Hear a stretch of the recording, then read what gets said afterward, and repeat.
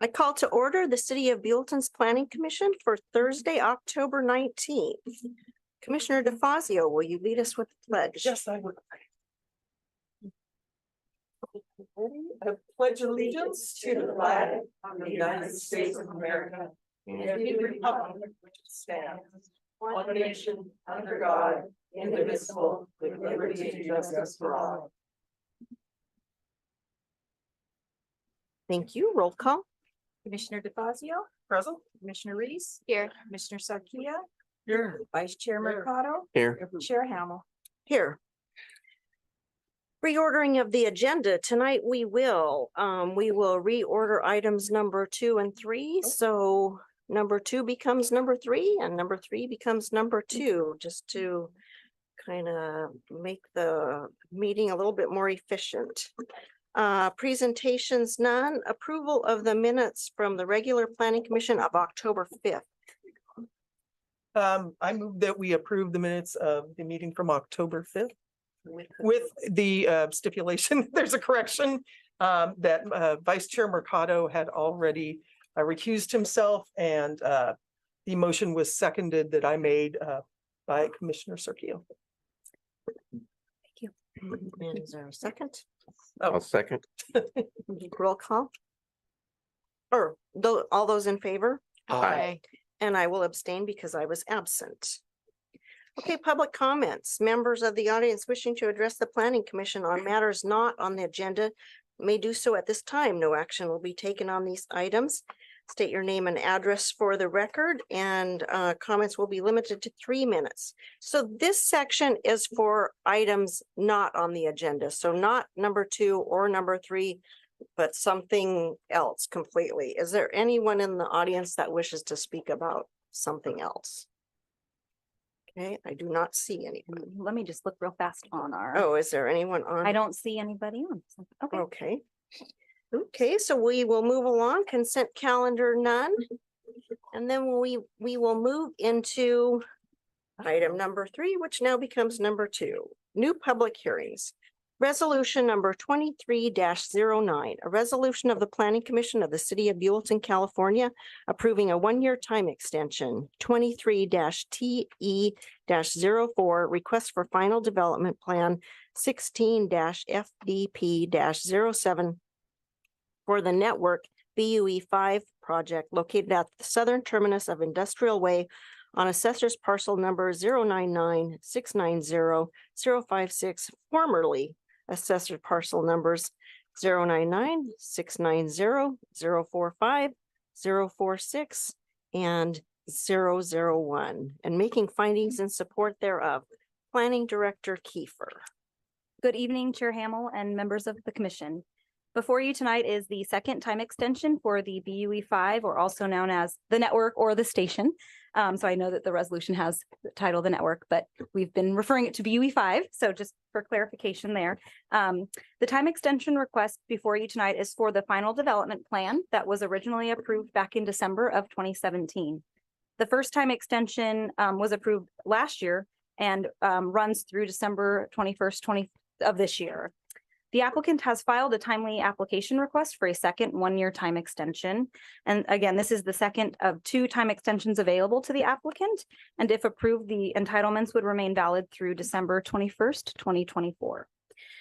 The applicant is and has been working toward obtaining required permits for this project, and therefore staff considers this time extension request to be reasonable. With that, staff recommends that the Planning Commission consider adoption of resolution 23-09, approving the 1-year time extension for the BUE 5, the station project. The applicant is present this evening and is available if there are any questions or if he wishes to address the Planning Commission.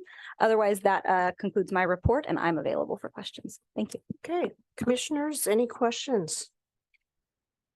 Nothing. I'm just wondering how this will impact the other project that is kind of on hold in relation to this in the same property, the hub.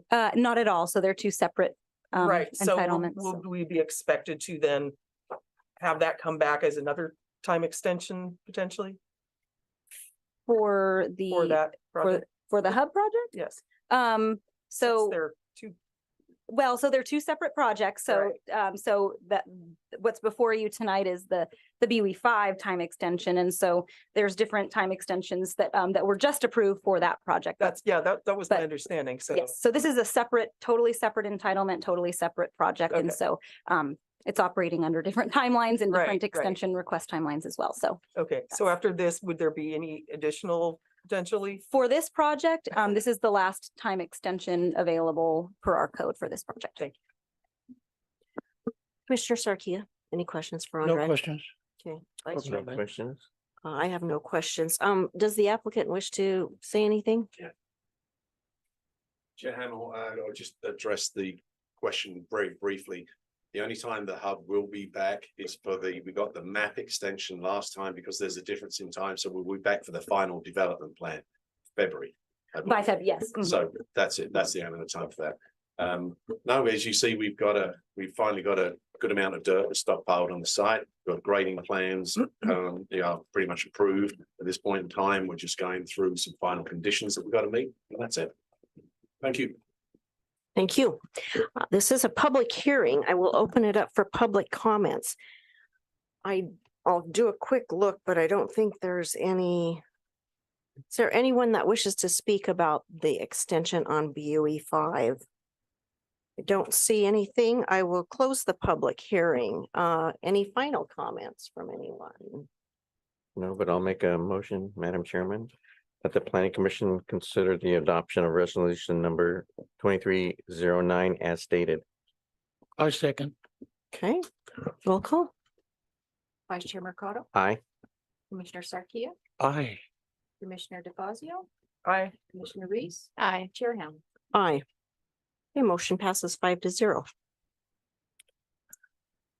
And now you can be excused, and not listen to the whole next thing, unless you would like to stay.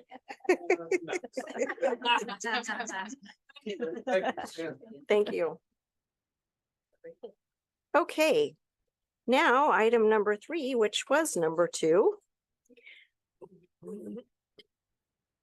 Resolution number 22-13, a resolution of the Planning Commission of the City of Buellton, California, approving a conditional use permit 21-CUP-02 and sign exemption 22-EXP-01 for a new drive-through restaurant located at 515 McMurray Road, assessor's parcel number 137170046, and making findings in support thereof. Planning Director Kiefer. Share the screen here real quick.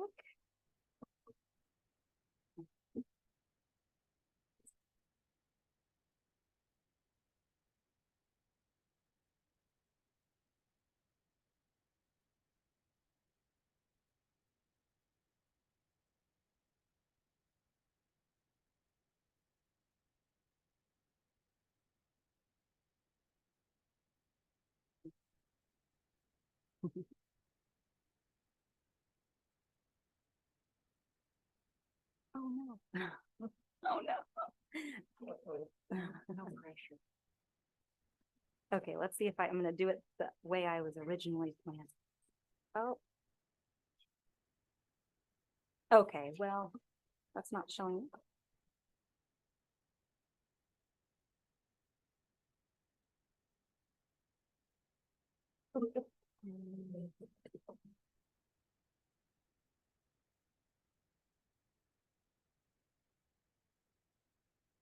There you go. Is it?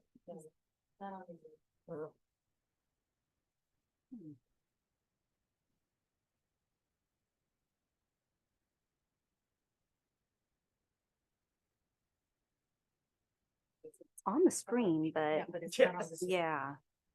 Where's this one? Did you do, you haven't picked it, so you have to pick that one. Hit share. Okay. And then I'm just gonna, yeah, because as soon as I say share, so I'll just do it this way. Okay. Okay. Quick technical difficulties No here. worries. It's still not sharing?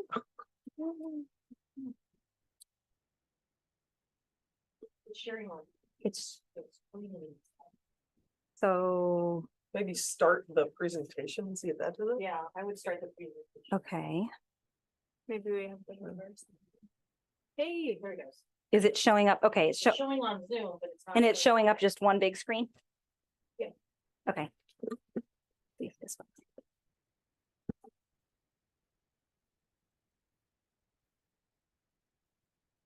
Maybe click on Zoom and then.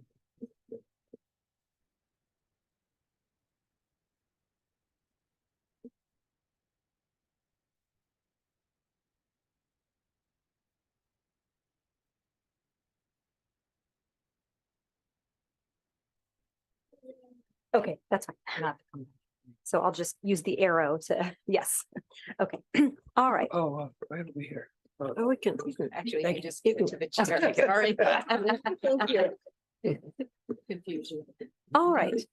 Okay. Good evening, Chair Hamel and members of the Planning Commission. This is the reopened public hearing for resolution number 22-13 for the conditional use permit and sign ordinance exemption for the In-N-Out project. So the project location is delineated here. You can see to the north is the Marriott, and to the south is the McDonald's property. To the east is the Vineyard Village Townhomes and the village specific plan in general. And to the west is Highway 101. So you can kind of see along McMurray Road there. Okay, so the project description here, just to go through this, the land use and zoning here on this property is general commercial. The project would include the demolition of an existing building and site improvements. And again, the application is for a conditional use permit for the development of a one-story, approximately 3,900 square foot restaurant building and drive-through facility. Included in the project description and plans is 54 total parking spaces and a queue of 25 capacity drive-through for vehicles. Hours of operation proposed are Sunday to Thursday, 10:30 a.m. to 1, and Friday and Saturday, 10:30 a.m. to 1:30 a.m. Also included in this application package is a sign ordinance exemption for the installation of a 40-foot high pole sign. And the exemption is to increase the sign area allowed, the total allowed, and the overall pole sign height as well. So I just wanted to go through a couple of the main modifications to the project plans that have occurred since the Planning Commission last saw the project plans. So I'm just going to note a couple of them here. So related to the secondary vehicular access or the via the existing private access easement at the rear of this property, that is proposed to be removed. Currently, the plans show emergency vehicle access with a Knox box gate, et cetera. And you will see in the project conditions of approval that that access would be required to be closed off completely unless the emergency vehicle access is required by the fire department. Another change since the last meeting was there was some modification to the architecture of the building. And the applicant basically has modified the architecture just to fit more into the Mission Revival architectural style that included, including a tile roof and a more of a pitched roof, as well as some ornamentation on the building. Next item here is the driveway entrance. The prior plans did show one lane in and 2 lanes out of the along McMurray Road. Now it's showing 2 lanes in and 1 lane out. So next slide here. This is the site plan, and I won't go into too much detail other than to point out, and let's see if it shows up here. This is the private access easement location that I'm referring to. So this is Highway 101, so immediately adjacent there at the rear of the property, Marriott up here and In-N-Out here. So right now it shows a Knox box and a gate with a lock on the project plans. And again, there's draft conditions of approval in the resolution that talk about that is acceptable as long as it's as required by county fire. But if not required by county fire, it's going to be required to be completely closed off there. So just to kind of go through some of the main points here. So here's McMurray Road, and this is where I pointed out the 2 two lanes in and one lane out. One of the lanes in is really intended to filter in all of the or most of the drive-through traffic there. And then you can see it opens up into two lanes for the drive-through that then merges at the north side of the property near the order window into one. So you see parking is surrounding the building at both the, in front or behind the drive-through, as well as along the access way and at the rear of the property. There is an outdoor seating area proposed approximately in this location here on the outside of the In-N-Out building. And here is the approximately 3,900 square foot commercial structure for the restaurant. Let's see. These are the landscape plans. So this is basically the same view of the site plan, just with more color and more plants shown to kind of show you that they've provided landscaping at the perimeter of the property as well as within certain components of the interior there. So just to quickly go through the elevations, this is the west elevation. So you can see the tile roofs and the shapes of the ornamentation or the shapes of the entryways that are consistent with our mission revival style. And, if you'll recall, surrounding this particular property, there are several mission revival buildings and properties. This is the south elevation. So this is what would be facing McDonald's, the McDonald's facing location. This is the north. So this would be facing the Marriott. And this, you can see here, the drive-through component with the order window right there. Let's see.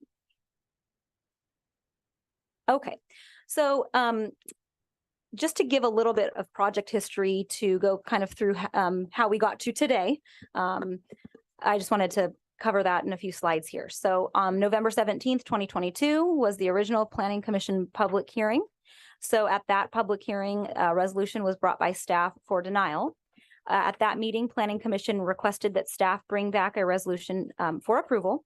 And at that time, staff did emphasize that conditions of approval and findings for approval would need to be drafted and brought back for the consideration of the Planning Commission. So January 5th, 2023, the public hearing was held. Staff did bring a resolution for approval as well as a resolution for a recommendation for approval to City Council and denial. So there was three resolutions brought for consideration at that meeting. At that meeting, however, the hearing was continued to a date uncertain at that time based upon the need to complete AB 52 consultation for the project. At the January 5th meeting, Planning Commission requested that staff bring back a resolution for approval with findings to be considered at the next meeting once AB 52 consultation was complete. And AB 52 consultation was completed on September 15th, so last month, about a month ago here. So that's what brought us to today. So we scheduled the public hearing for tonight. Just to go through a couple of key points about the traffic study. So there's a lot of comments in the staff report about the traffic study and the adequacy of the conditions, et cetera. So I just wanted to reiterate here that a revised traffic study was submitted to the city on September 30th, 2022. There were significant impacts identified to level of service queuing and on-site circulation. So the applicant did, or we worked with the applicant on improvements to be recommended and with their traffic consultants, and a peer review was done by our traffic consultant as well at that time. Additional staff position here is that at that time that additional analysis is needed on the impacts of improvements to the citywide circulation. We did also receive a letter from Caltrans back on September 13th of this year. They did review the latest plans, the plans that are in front of you today. And I will just note that, so that letter has been attached and as part of the packet. And ultimately Caltrans review and approval is required for whatever improvements that affect Highway 246 that would ultimately end up being installed to mitigate any traffic impacts. So to that end, suggested improvements that came from the traffic report and other mitigation strategies from that report are included as conditions of approval. So I wanted to go through a couple of proposed condition modifications that would be different from what you see in your packet tonight. So there's just a couple. I will start with condition of approval number 12, which is our standard condition of for acceptance of conditions. What I've tried to do, and it's hard to see in here, but I'll point them out. So this generally, if you don't see it underlined, it's generally consistent with our standard language regarding acceptance of conditions. However, typically the condition is within 60 days of approvals or notice of final action. The applicant has requested that the Planning Commission consider extending that timeline to 180 days. And in addition to that, you can see where it's sort of underlined here. And I'll come back to this point here, but basically there's additional language included in this condition that would, again, allow for 180 days for the applicant instead of 60 days to accept the conditions. And there's also proposed language in here that reads as follows: the applicant shall be entitled to come before the Planning Commission to address such issues with a right of appeal to the City Council. And again, I just paraphrased the end there, but it mostly relates to their desire to attempt to work with Caltrans to come up with a plan in terms of improvements for mitigation to mitigate the traffic impacts that would be acceptable to them. So, work with Caltrans to come up with acceptable mitigation. And that's all I'll say in terms of the modification to this standard condition at this time. The applicant may wish to address more specifically, their reasoning behind that proposed change. I will note that I added some language into this condition that says as follows: this permit shall not be valid until such time that the applicant has agreed to the conditions of approval, which is always the case, but because we're changing the time frame, I just wanted to make sure that was added in. So next slide here. So in condition of approval number 1, which is the project description, sort of reflective of the condition of approval that's listed later on in the resolution, there's a requirement that the access way that we were referring to earlier in the rear of the property that benefits currently 3 properties, if that currently is proposed to be closed off except for emergency vehicles, and that's what the plans reflect. However, consistent with the other proposed condition in the resolution that requires that access way be completely closed off. If emergency vehicle access is not required by fire, I just wanted to make sure that the project description, there was 2 words added to that project, to the language in that project description as listed here. And that is, I'll just paraphrase. There's language in there that says, lastly, closing of the access way between the Marriott Hotel site and project site to vehicular traffic, except from emergency vehicles, if required, is proposed. So just wanted to make that consistent with all the rest of the language and conditions in the resolution. Another location here in section 2A of the resolution. So in the body of the resolution, there's a description of the conditional use permit. And so there's also added language to that, again, if required, to bullet point number 4, which is basically regarding the same thing, the emergency vehicles and access for those. And lastly here, condition number 92. So basically, this to summarize, there is revised language as listed here in the PowerPoint slide to be consistent with condition of approval number 86. This is actually a condition language that was proposed and requested by the applicant, but and this is actually a fire department condition. So staff did reach out to the fire department to confirm that they would be satisfied with this modified language to condition number 2. Previously, the condition language read that they would have to provide written agreements. You can see it in the staff report, or in the resolution, but it basically said that some sort of written documentation would need to be provided to fire department to ensure that adequate access was maintained for both the Marriott and community or a Shumash resource building with the closing off of the access. And so this revised language, again, is proposed by the applicant, but it was reviewed by County Fire and they are willing to accept this language. So that's another proposed condition modification. And again, the applicant may wish to address more specifically the purpose behind that change, but but staff and fire department reviewed and were okay with that. Okay. So,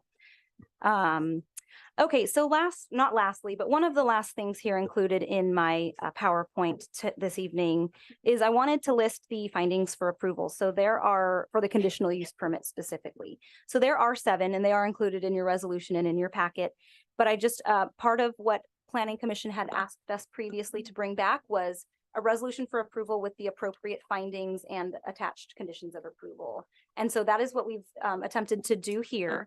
So I've listed these findings, they're on 2 separate slides. I split them up, but I just wanted to emphasize that tonight, what the Planning Commission is considering is a resolution for approval if they are able to make the appropriate and required findings for conditional use permits. So I will just read through them really quickly, just to kind of put on the record what those findings are, and then we can move on to the next slide. But so number 1 is that the site for the project is adequate in size, shape, location, and physical characteristics to accommodate the density and intensity of development proposed. With the imposition of conditions of approval, the project site is adequate for the level of development of the proposed project. Number 2, that the significant environmental impacts are mitigated to the maximum extent feasible as the project qualifies for a Class 32 categorical exemption. Number 3, that streets and highways are adequate and properly designed pursuant to the requirements of the city engineer. With the imposition of conditions of approval and required roadway improvements to McMurray Road and Highway 246, intersection operations will be brought to acceptable levels. Number 4, that there are adequate public services, including but not limited to fire protection, water supply, sewage disposal, and police protection to serve the project. Number 5, that the project will not be detrimental to the health, safety, comfort, convenience, and general welfare of the neighborhood, and the proposed uses will be compatible with the surrounding area.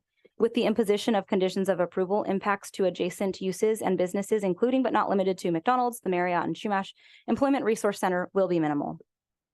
Number 6, that the project is in conformance with the applicable provisions of Title 19 zoning of the municipal code of the general plan and the general plan, because with the inclusion of proposed roadway improvements as conditions of approval, traffic impacts to the surrounding area will be reduced to acceptable levels. And I reference C5 and C8.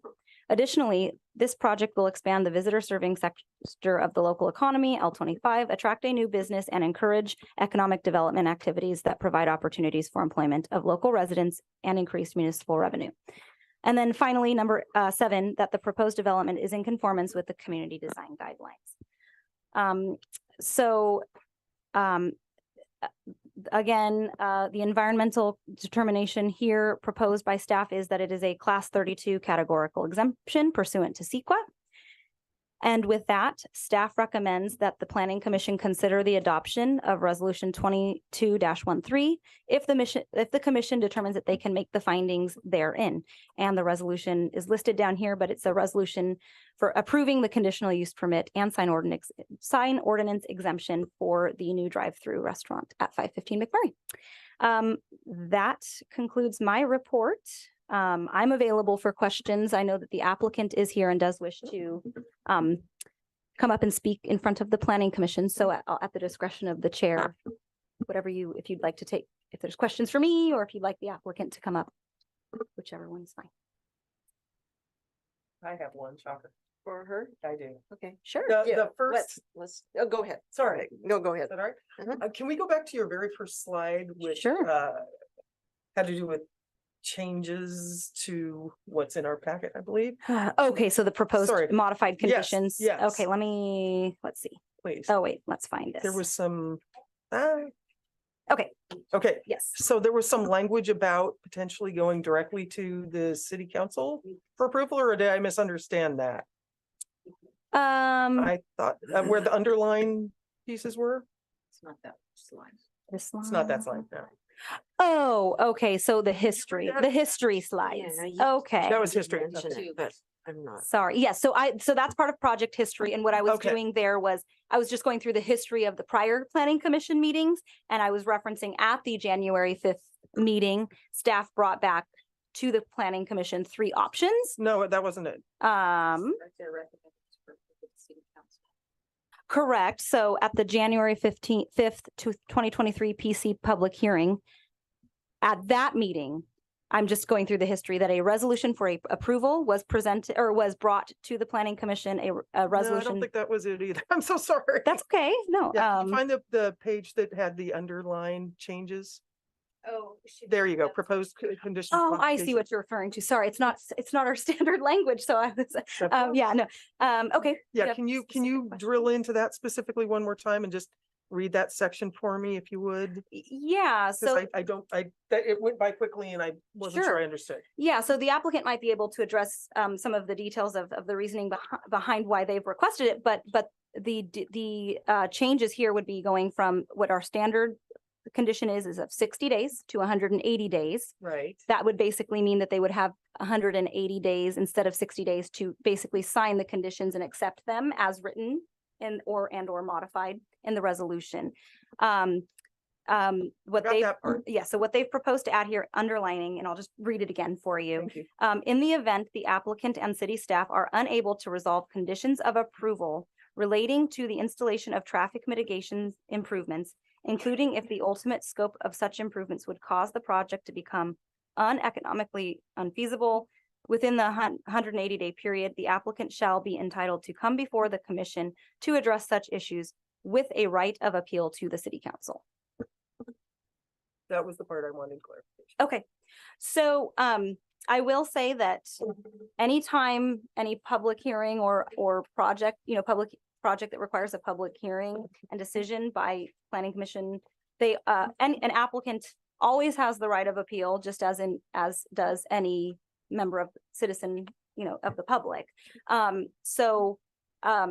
In this case, if there was a reason to bring back anything related to this project to the commission by way of modified conditions of approval or something like that, it would be a modification to the conditional use permit, which would be a noticed public hearing to bring it back to the planning commission for consideration. And what I think they're specifically referring to is if they can resolve some of what needs to be done, essentially the improvements with Caltrans and agree with city staff and Caltrans and what needs to be done for those mitigation, improvements. They would like to be able to come back. They would like to have 180 days to hopefully resolve those. And then within those 180 days, come back to the planning commission if necessary, if there's modifications to conditions. So again, an applicant always has a right of appeal to this decision or to any other subsequent decision if there's a modification to the entitlements as well. So they would always have that right to appeal to the city council. Okay, I just wasn't sure if that conflicted with an item that came up a couple of meetings. No. So, that's just basically reflective of what their rights would Okay. be anyway. Thank you. Anything else for Andrea? No. we No. don't have to. Okay. I have one, although it might be better answered by the applicant. So there are changes to both the driveway entrance, like the lane type, and then also the potential removal of secondary access. So I was wondering if that has any changes to the traffic patterns that would impact the trip distribution that was studied. So as far as I can recall, the closing off of the access way was analyzed by the traffic study and peer reviewed by our traffic consultant. I believe, and Kara, this might be where you might have a little bit more direct knowledge of whether or not the 2 in and 1 out was studied, but I believe so. I just, you might be able to fill in that. Yeah, the 2 in and 1 out was a recommendation that the city engineer and our traffic consultant had made as part of changes to help mitigate some traffic concerns on site, Thank or you. for McDonald's especially. Yeah, so essentially the applicant was making the change on the site plan in response to our traffic consultant. Okay, I'd like to invite the applicant up to present and to introduce us to any team members you want to add to it too. Well, good evening, Madam Chair, Planning Commissioners. Can you guys hear me? Just Hello, hello, hello. maybe just, All right, well, you're not very far away. there you go. Okay, My name is Jim Lockington. I'm the manager of new store development for In-N-Out Burger, and I'm very excited and proud to be representing In-N-Out Burger at this public hearing. As city staff noted in their presentation, this project's been before this body several times, and I think it would be safe to say that there have been a few interesting twists and turns along the way. I've got prepared comments here, and Andrea took some of the information, so I won't go over the November 17, 22 meeting again, but at that meeting, of course, the staff recommended denial and the planning commission asked staff to come back again with an approval recommendation. When the project returned in January of this year, staff entered into the record a letter from an attorney representing the Chumash Employment Resource Center and the Marriott. Both are adjacent neighboring commercial businesses north of the property. And that letter outlined opposition to the project and brought to light that the city had received in April of 2022 a request for AB 52 tribal consultation, but that request had been, maybe it fell through the cracks, wasn't received. And so a legal determination was made at that meeting that the commission could not act on any recommendations. And so the commission acted to essentially conclude that the project would come back at a date uncertain to allow the issues to be resolved in the AB 52 consult to be concluded. Since the project was last in front of the commission in January, we've been very busy working to ensure that we would come back to you with a project that you can be proud to approve. First, we have worked with our neighbors, the Marriott Hotel and the Chumash Employment Resource Center, and we return to you tonight with their full support of our project. For the record, with respect to the AB 52 consult, In-N-Out wants the record to be clear that we have been happy to address the Chumash's concerns, and we have agreed to voluntary measures to implement inadvertent discovery protocols. But also to be clear, there are no known tribal cultural resources on the site, which everyone knows was developed in the 1980s with the movie theater. So for the sake of a clear record, the monitoring and discovery protocols that In-N-Out has agreed to with the Chumash are voluntary, and they are not mitigation per se for any known impacts to cultural tribal resources. Second, we've made, as Andrea said, we've made considerable upgrades to the building architecture and the exterior finishes, and we return to you with a beautiful mission style building that you and your community can be proud of. Third, we worked directly with city staff to refine the project conditions of approval in the hopes that we would come to mutual agreement on all of them. And for the most part, we have. We've come to agreement on the majority of the now 100 project conditions of approval. We greatly appreciate the time that senior city staff, Andrea included, has given us in this effort, and we appreciate the collaboration. That collaboration continues today with some of the revisions that you see in front of you, which are really intended to clarify, but not change any intent. I really wish that I could wrap up my comments right now with a simple and humble appeal for you to approve the In-N-Out project. Unfortunately, there is a notable exception to complete mutual agreement between In-N-Out and staff, and that's related to the conditions of approval related to traffic and traffic mitigation. These conditions are conditions 33, 39, 41, 50, 51, and 52, 6 of the total 100 conditions. Can you state those again, Yes. please? 33, 39, 41, 50, 51, and 52. These are conditions which are exclusively traffic or traffic impact related. I ask that you be patient with me as I take a few minutes to share with you some information and In-N-Out's perspective regarding these conditions. I promise it won't take too long, and the purpose of my going into this is to lay a foundation for the relatively simple request for modification to condition 12, which Andrea has already described. And I've got prepared remarks, but if there's a dialogue we have to have after so I can explain it further, I'm more than happy to. The 6 traffic-related conditions represent the city's requirement that In-N-Out takes sole responsibility to design, permit, acquire any needed property for, and construct certain public roadway and highway improvements to mitigate project impacts for the satisfaction of the city and Caltrans. In-N-Out would have no issue whatsoever with these conditions if the subject impacts and related mitigations were solely the result of the proposed project, but they are not. The impacts and mitigations referred to in the conditions are due to the in and out traffic plus other traffic, which is referred to in the traffic analysis as the cumulative condition. They are not impacts and mitigations caused solely by traffic from the In-N-Out Burger restaurant. The project traffic analysis, oh, I'm sorry, I neglected to say, I am not a traffic engineer or an attorney. And some of the stuff I'm going to describe is very technical. I'm going to try to keep it very simple, if not for you guys, for myself. But the traffic engineer for the project, Giancarlo Gandini, is here. And if we have any technical questions, he'll be able to come up and answer those for you. The project traffic analysis does identify impacts to some of the studied intersections, which the proposed In-N-Out Burger restaurant contributes traffic to.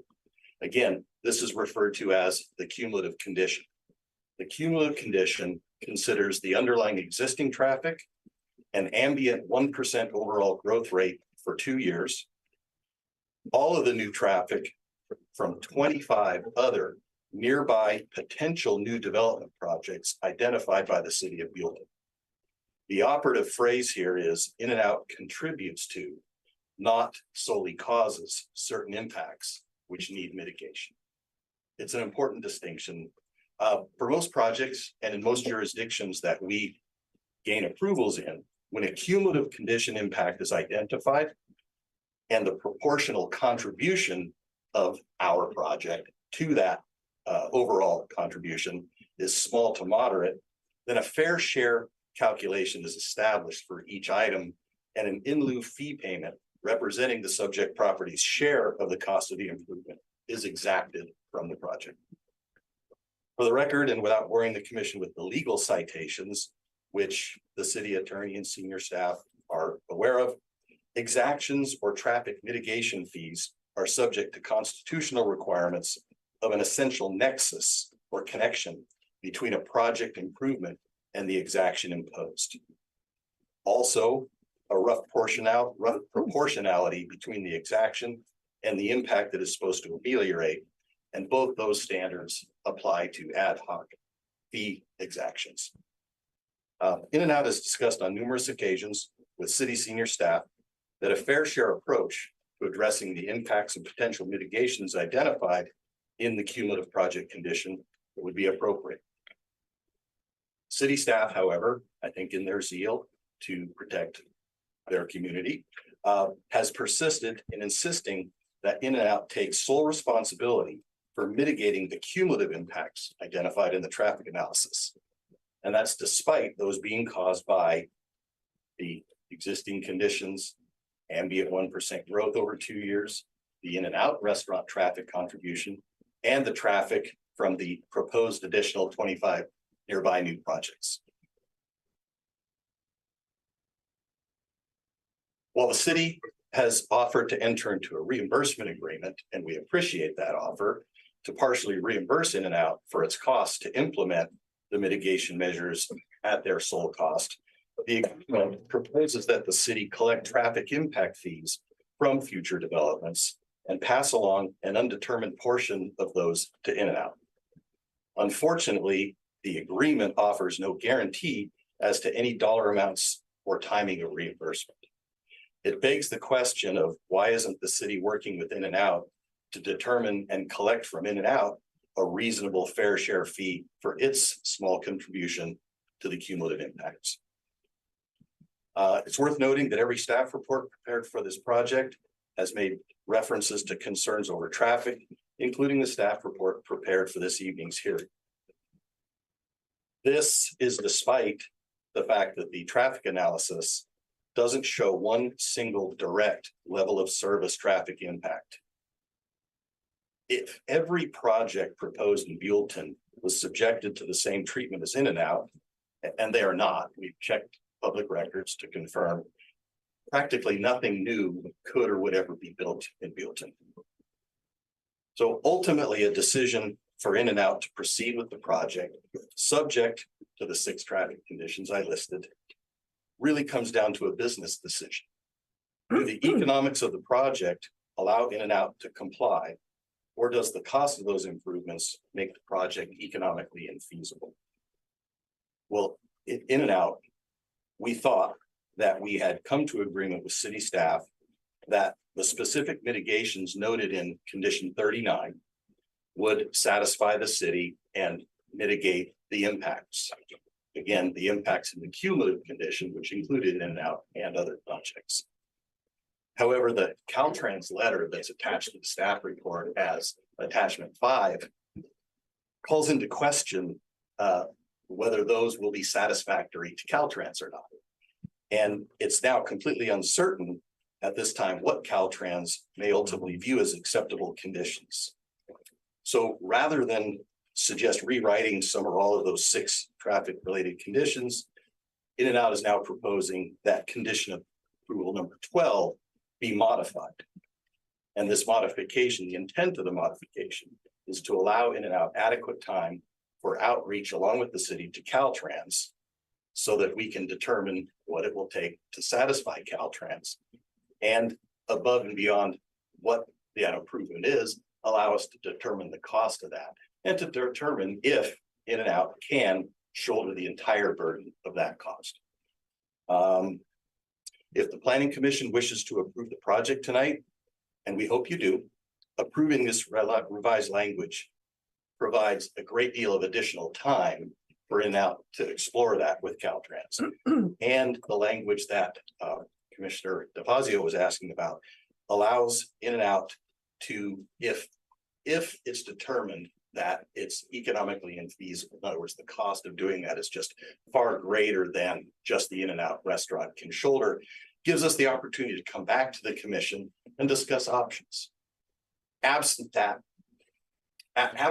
language, if In and Out determined down the road that the project was economically infeasible, we would probably just drop the project and that would be that.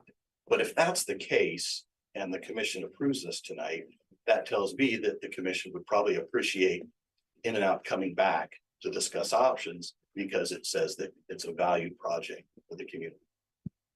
So that's the explanation for condition number 12 modification. That's really all I have. Thank you for your time. I'm here, the traffic engineer's here. We can answer any of your questions and thank you again for your time. Do you have that in writing, the condition number 12, your specific verbiage that you wish to? Or- I actually have it, at least as long as you agree with what the wording is up on the screen, I did put it in my PowerPoint slide. Okay. So it's the same as what was presented Okay. in the slide. So if you want me to Okay. pull that up, I'm happy. But it's not in our package. It is not in your packet. That's Okay. why I included it. Anything that is being proposed to be modified, I tried to include it in the PowerPoint slide so that, you know, Okay. planning commission could look at them and consider them Okay. during their deliberations here. So And if I could, just an example of what I was talking about earlier, Andre and other city staff making themselves available to us to have a dialogue and work through some of these issues. We proposed this language just first thing this morning.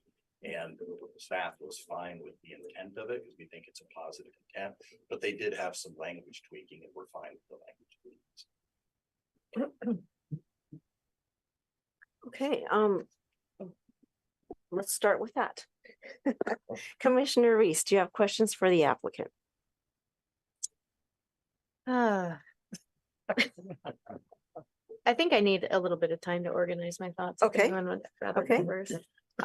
Commissioner DeFazio, questions?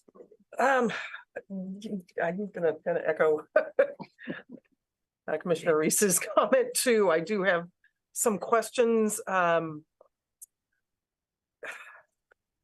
Yeah, I don't want to. Can I pass? Can I put that to Yes, someone else? yes, Sorry. okay. Thank you. Appreciate that. Maybe we'll have to take a little break sometime. Commissioner Sarkia, any questions right now? Oh, I have one. You know, oops, let me find out where I put it.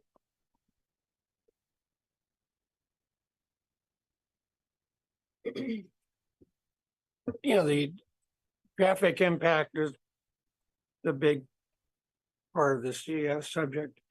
But how does In and Out And I've seen employees out in the parking lot getting the orders from the vehicles, not just waiting till they come up to the window.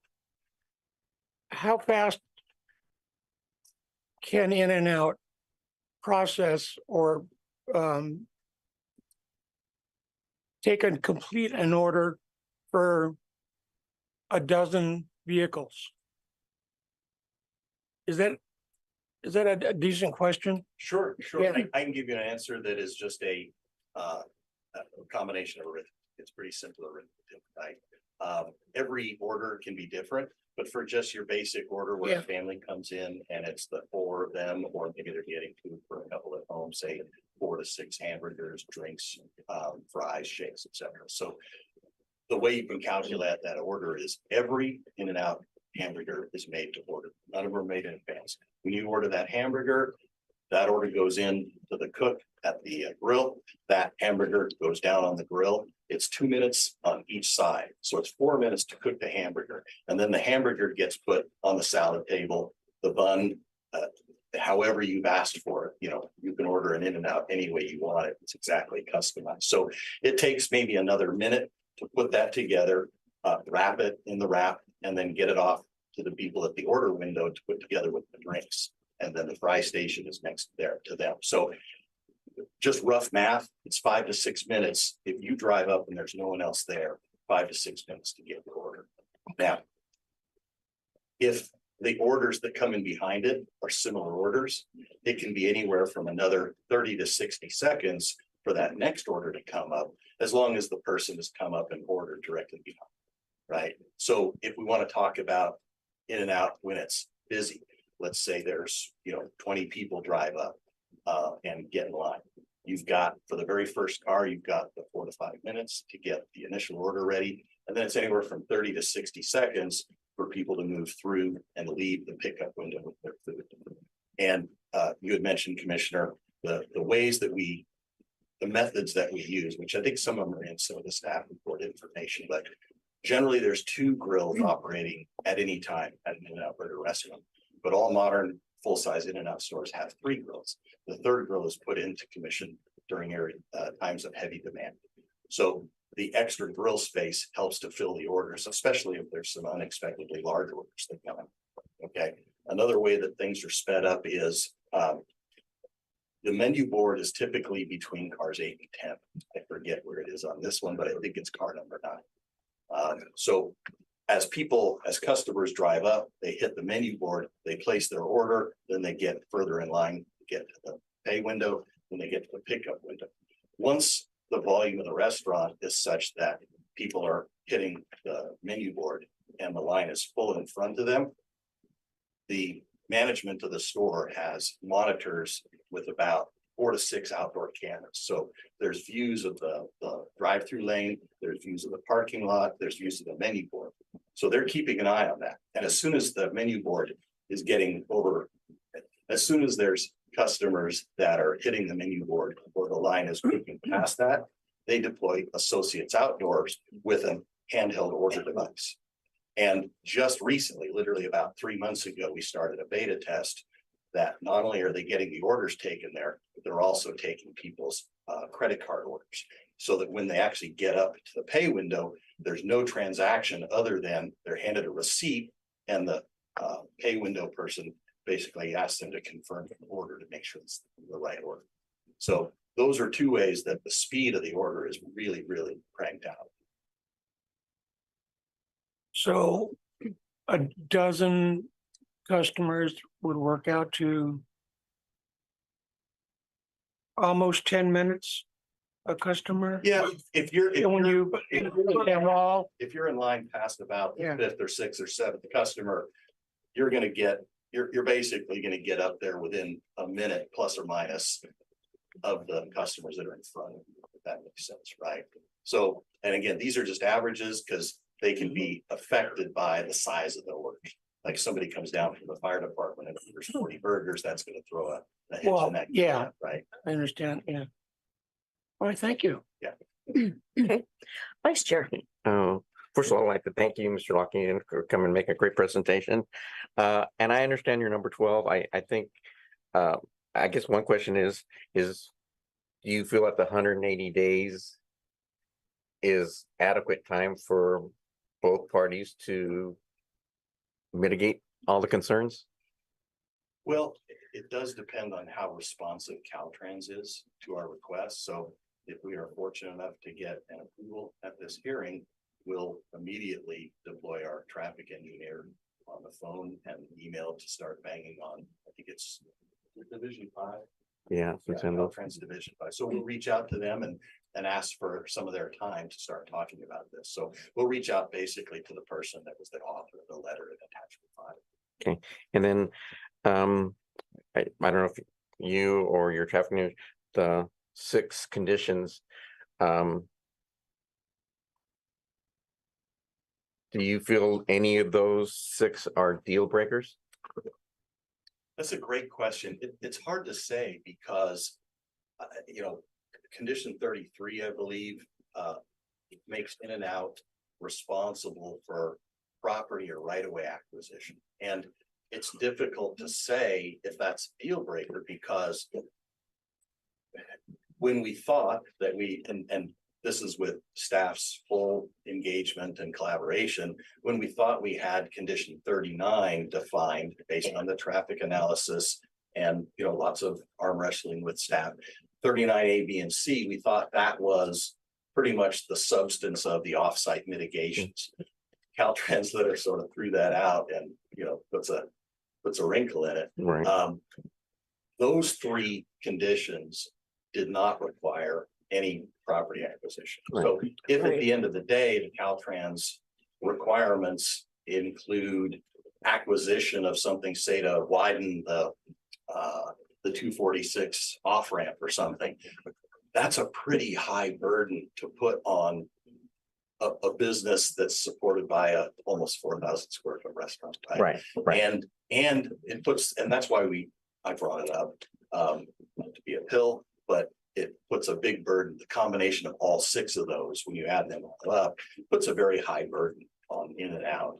And we're willing to take a shot, right? Right. We want to take the trust. If the commission approves this, we want to do our part to run that to ground. But if there's property acquisition from, say, the gas station on the corner at the exit of the freeway, in and out has no eminent domain power. We would have to simply open our wallet and try to convince a business to give us property, and they may not want to. Just like if you own a business and unless the city comes with eminent domain or the state comes with eminent domain, you have the right to refuse to sell your property. Right. So we're not trying to be difficult by any means, but the reality of these conditions is it could put us in a pickle. And again, that's why if it's determined to be infeasible, that's why we wanted the opportunity to come back within the 180 days and talk to the commission. Right. I appreciate that. And I understand your fair share. I mean, that's a reasonable concession. And I on that matter, I think the concession that you've made and your upgrades, especially on some of your landscaping, the overall project, I think you've made a good turn. So thank you. Thank you.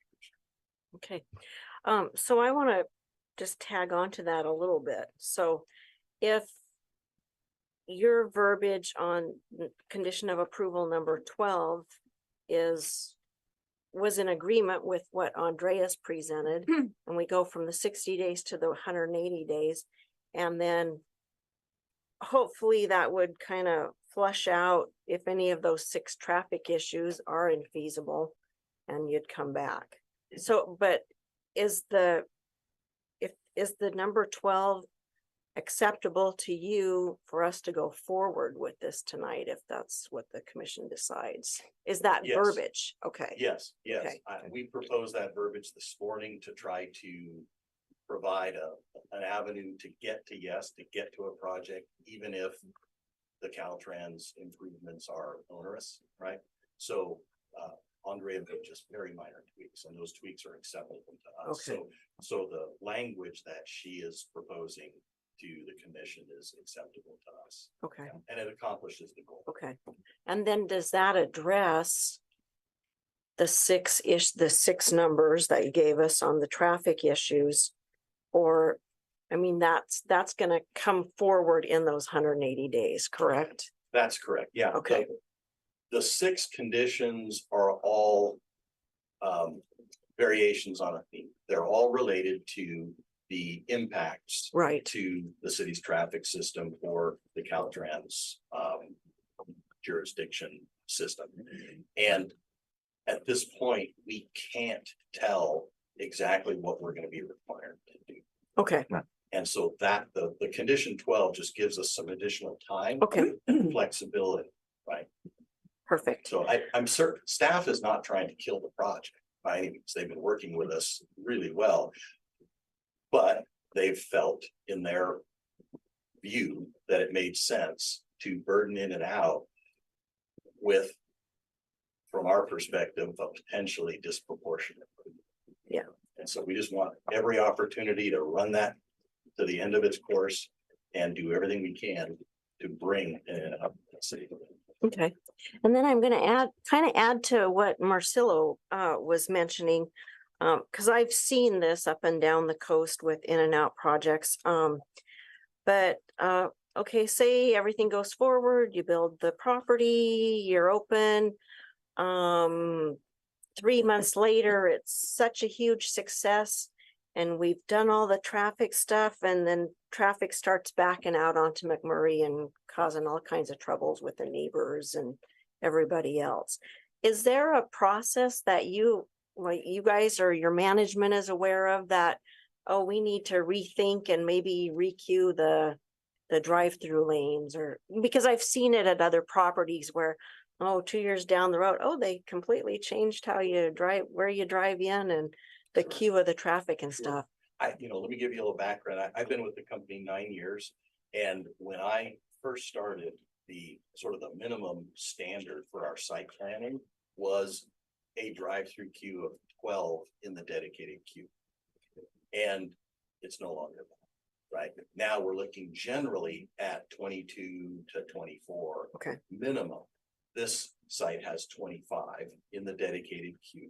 And deep in your packet is referred to a mitigation strategy that adds another 10 cars to that by basically cannibalizing a little bit of the property. But even the additional 10 queue keeps the cars out of the common drive aisle that Exactly. the share. Okay. So those are part of the strategies that we would employ. Okay. Okay, great. Do you guys want to do questions now, or should we go to public hearing? I have some questions specifically for Mr. Gandini, if he's available.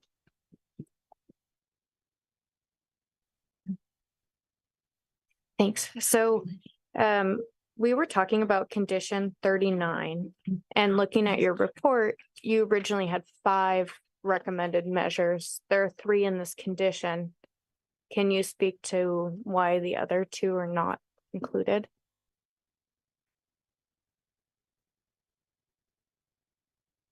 know one of them, you hear me okay?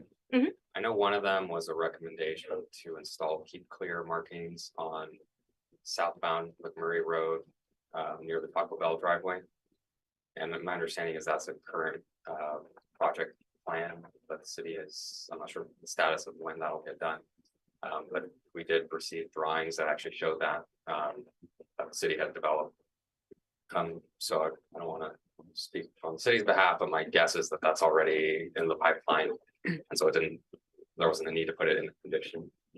And I think maybe Rose can speak. Right, to that. that's restriping is already part of our current road project that's underway, so that'll occur before this project even gets started.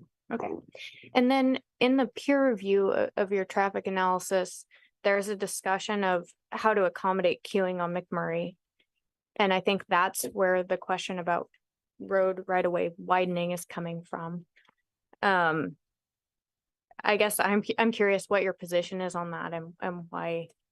Yeah, there was, and I think that might be the second mitigation you were asking about. It's possible. There was a discussion in there that we took a look at. This was for the northbound approach. So if you're on the south leg, or south of Highway 246, the northbound approach was having some queuing issues as well under those cumulative conditions. And so there's a discussion in the traffic report that kind of explained some of the different options that were evaluated to see what could be done there within the existing right of way. I think we did take a look at the potential to widen, which would then, however, require right of way acquisition. And so there's just kind of a discussion of saying, here's some things we looked at. We tried to see what we could do. There doesn't seem to be anything necessarily feasible within that option in terms of widening. So I think the current condition recommends restriping instead. Okay. And how much queuing would be available on McMurray in that direction with just restriping? In the northbound direction, there's no turn pockets, I believe. I think it's just a single lane. So what ends up happening is it just backs up. The consequences of that are that you would have the properties on the east and west side of McMurray Road. If anybody's trying to exit, they would just have to wait until that signal turns green and the queue clears, and gives them an opportunity to turn there. It's not ideal, but it's also, from my perspective, in terms of engineering and safety, it's not the same level of significance as where you have a left turn pocket that's overflowing and now it's blocking through lanes, and it just kind of creates more of a mess that way. Okay. This would have impacts to the properties on either side of the road. Okay. And so as for the internal site circulation, you have those two entry lanes in the driveway coming from McMurray, and the driveway entrance and the geometry to that, it's a little bit tight coming in. And I guess I'm curious, like, why was that entrance to the driveway chosen, or entrance to the drive-through chosen? And wouldn't it make more sense to configure the building such that the majority of the congestion wouldn't occur right at the entrance?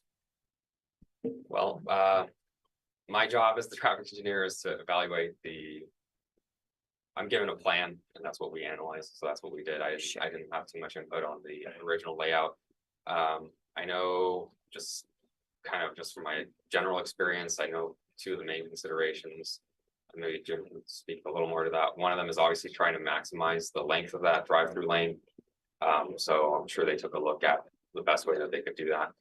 And then the other constraint or consideration for drive-through window restaurants is you have to have that counterclockwise circulation. So my guess would be, based on those two parameters, that was kind of the best way to maximize the site. Thank you. My question, actually, there's a couple following on Commissioner Reese's, having to do with the obstructed access of these adjacent properties and the likelihood that would back up potentially, especially if there are things like a pedestrian crossing installed. I'm wondering, let's say there's a group of school children crossing the street at lunchtime and you've got a line of 30 cars. I'm wondering, has there been any sort of idea of how you could potentially mitigate, the significant impacts of all of these things combined, people trying to get out of a neighboring business potentially, or take a school group across the street to visit your establishment, and the potential impacts to McMurray and then of course Highway 246. So I don't know if that's something that has been addressed. I came on the commission after the November hearing, so I'm not quite as up to speed necessarily as some of the other folks. And I'm wondering if some of the other items as well, and you may not be able to speak to this, but for example, the question of noise from outdoor dining, that would not be a you question, but if that would be fair to even bring up, but only the 6 traffic considerations are being discussed here. I think any concerns at this meeting can be brought up. So I've been speaking to your point about the design. I did due diligence this afternoon at lunchtime. I work in Goleta. I went to the Goleta In and Out, which is very well designed in terms of flow, and it's angled completely opposite because there's a much longer property. And I took pictures, not that obviously that would be something that we'd be able to share, but I was impressed with the speed at which, my order was taken and everything, but during the time I was there, there were probably, it was lunchtime, about 1:30, a little later. I would say there were, at the peak, 30 cars, and they had backed through the long, extended road approach. One of the entrances was blocked off to keep people only flowing into one entrance. And I just am having a hard time imagining how the same sort of thing could potentially be achieved at this spot, knowing that, the way the driveway is configured with that quick turn. And also the question of what about vehicles like a lot of motorhomes, because we have a lot of folks that come and visit and stay at Flying Flags, and maybe they would bottom out a little bit or would be unable to make that type of a turn, or a big truck. I'm wondering, has there been any kind of discussion regarding that sort of need for mitigation with the driveway approach? So there was a. Sorry, I threw a Yeah, lot at you there. I apologize. Try and hit them all up. See what happens when you let me go last. Don't let me go last. First one, I believe, going back to the question about queuing on McMurray Road. The queuing impact that was identified there, there was one in the southbound direction. That's the mitigation there was addressed through the current plans to, actually it's gonna add another right turn lane going southbound McMurray at Highway 246. And then install keep clear markings in front of the Taco Bell driveway. Right. So that would address that. I thought there was only going to be one egress now. They keep clear because the issue was that the Taco Bell driveway and the proximity to the intersection. One of the metrics that we evaluated was the queuing from that intersection and Okay. potentially what impacts. That will be one of the routes that a lot of the in and out traffic is using to exit, get back to Highway 246 or to the 101. Right. Okay. So the project's impact of the queuing on there, we identified that it would potentially block that Taco Bell driveway based on the current lane striping. Okay. So the city has plans in place currently to, I think there's an additional right turn lane and at the intersection, the signal. And then going north, there's going to be keep clear markings installed near the Taco Bell driveway just to make sure that you don't get like a domino effect where you have people trying to turn left into Taco Bell, but they're blocked and now they're blocking northbound traffic. So that was the mitigation measure there that would address that. Okay. What if people wanted to turn left coming out of Taco Bell? No, out of the in and out? And there's a line of cars trying The to in and out, we turn should left. look at that. Yeah, there's I what believe what's it's a that? two-way left turn lane on McMurray Road right now. I can double check that. But we did evaluate the queuing into and out of the in and out driveway. So Right. this is another driveway now we're talking about further north. Yes. Yeah, there's a diagram in the traffic report that actually shows the anticipated number of vehicles all along McMurray Road, along the project frontage, because Okay. we had to take a pretty detailed look at, you got the McDonald's driveway, in and out's driveway. Area. Potentially in the future, there's the hotel project across the street, so we did account for all of those details, and there's a diagram that shows how if there were cars, trying to make all of those movements, that could be accommodated within the existing turning lanes there. Okay. You had a question too about school crossings, I believe, at the intersection. Pedestrian crossings. Yeah, is pedestrian for the crossing. potential. There is That also- there is a condition that requires installation of a crosswalk with the flashing beacons. So that would provide pedestrian connection between the east and west sides of McMurray Road. I'm sure it's gonna attract people to the restaurant, so that'll give them a more convenient place to cross. Especially for the residents on the east side, they wouldn't have to walk all the way down to the signal and then come back up. So that's kind of what drove that recommendation. With regard to the impact, now going south on the south side of Highway 246, again, those were cumulative under the cumulative condition. And those would be, that was what I was referring to describing the first time, where the recommendation was to restripe that approach. As you approach northbound McMurray Road to Highway 246. For there, it actually terminates McMurray Road at the south there, so there's not a lot of there's, as far as I'm aware, there's no school down there or anything that would really generate a whole lot of pedestrian demand. If they're going in and out, they would cross at the signal. And then the question of the, obviously, that's not your purview, the outdoor noise and noise potentially impacting the neighbors. Jim, do you want to come back up and? Yes, right. Thank you for. Thank you. So the outdoor dining area is tucked up right at the corner that is closest to McMurray, but it is at least 150, if not more feet away. And the grade of that is significantly down from McMurray. And the distance, say, to the edge of the Marriott building, all these distances, it's not really an issue for noise. Okay. I think that was. You can have more later. I can have more later. Thank you.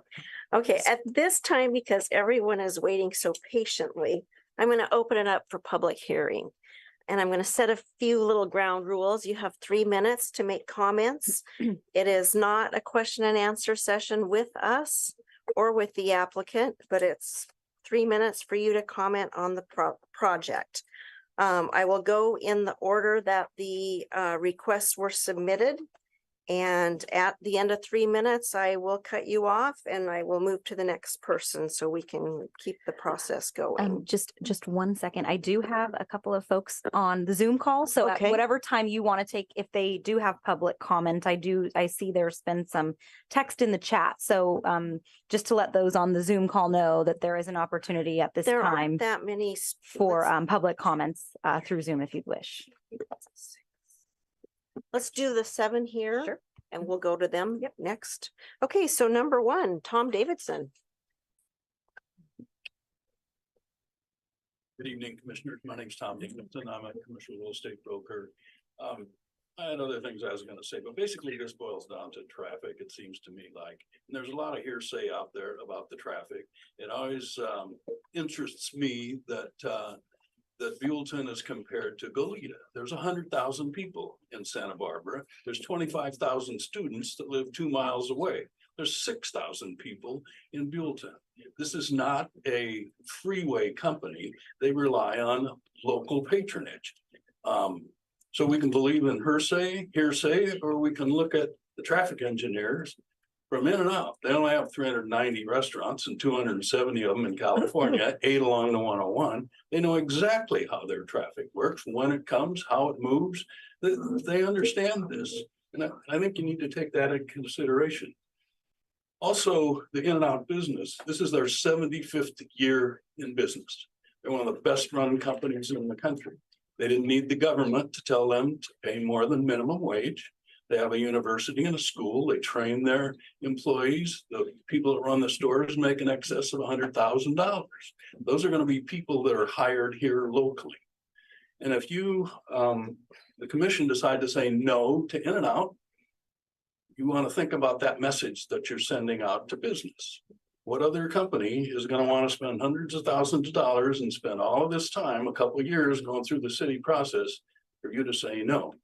I urge you to approve this project. Thank you. Thank you. Next up is Greg Jenkins.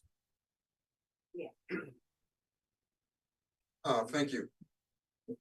I'm going to present some reasons for not allowing the drive-through restaurant. And I'll just talk to these different bullets. And then I can also leave this point paper with you as well. Okay, greater traffic congestion due to customers, cars and trucks creating longer traffic jams at the intersection of 246 and McMurray Road. If proposed restaurant is approved, there will be 3 drive-through restaurants to include McDonald's, Taco Bell on McMurray Road within 500 yards of each other on a 2-way street with limited access. Second point, greater traffic congestion for people living in 155 units in Vineyard Village on McMurray Road, in addition to more traffic based on future plans for building 49 more apartments, which are being built now, proposed convalescent home, 2 proposed hotels.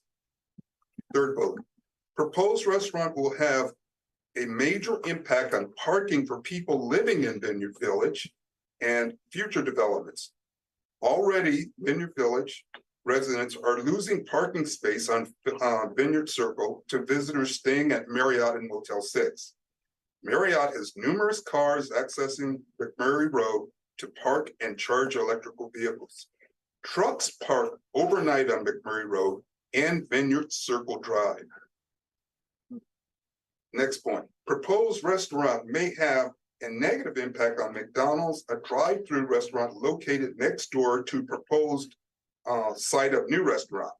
The proposed restaurant could have negative revenue impact on existing restaurants and close proximity.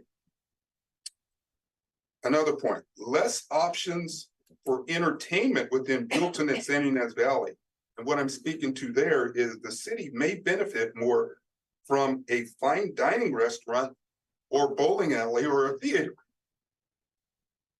And then the final point, the decision to open another drive-through restaurant doesn't improve quality of life in Buellton. It will create greater traffic congestion. Mass transit system will be less efficient due to more traffic congestion. And neighbors in Vineyard Village are in favor of, at least what I'm hearing, is fine dining restaurant or a bowling alley or theater, which can generate revenue and create less traffic congestion. So I think we all heard about how traffic is going to be the major issue if we allow this drive-through restaurant. Thank you. Thank you.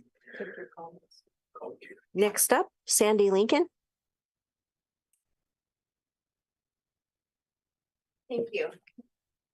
As a resident of Vineyard Village that would be sharing the road with this restaurant every day, I am extremely concerned about the traffic that this restaurant will cause.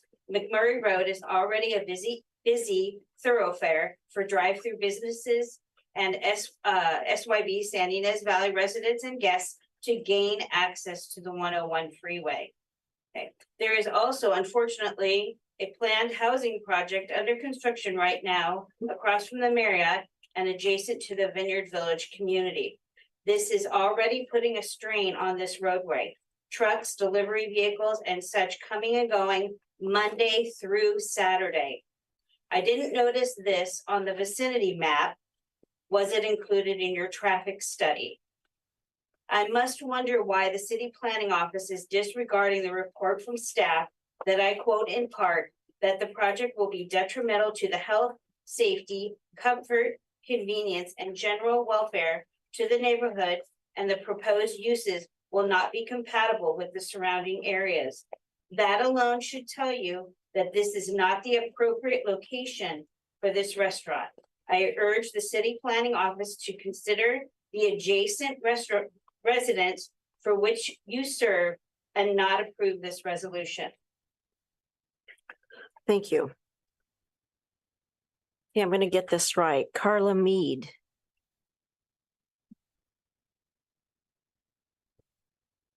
Hi, everyone. It's nice to see you again.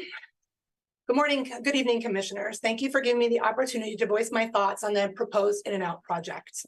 There are three topics I'm going to discuss tonight: your responsibility as to the voters as appointed officials, the city being at the mercy of Caltrans to make this a viable project, and the theme of the Planning Commission to make Buellton seem business friendly.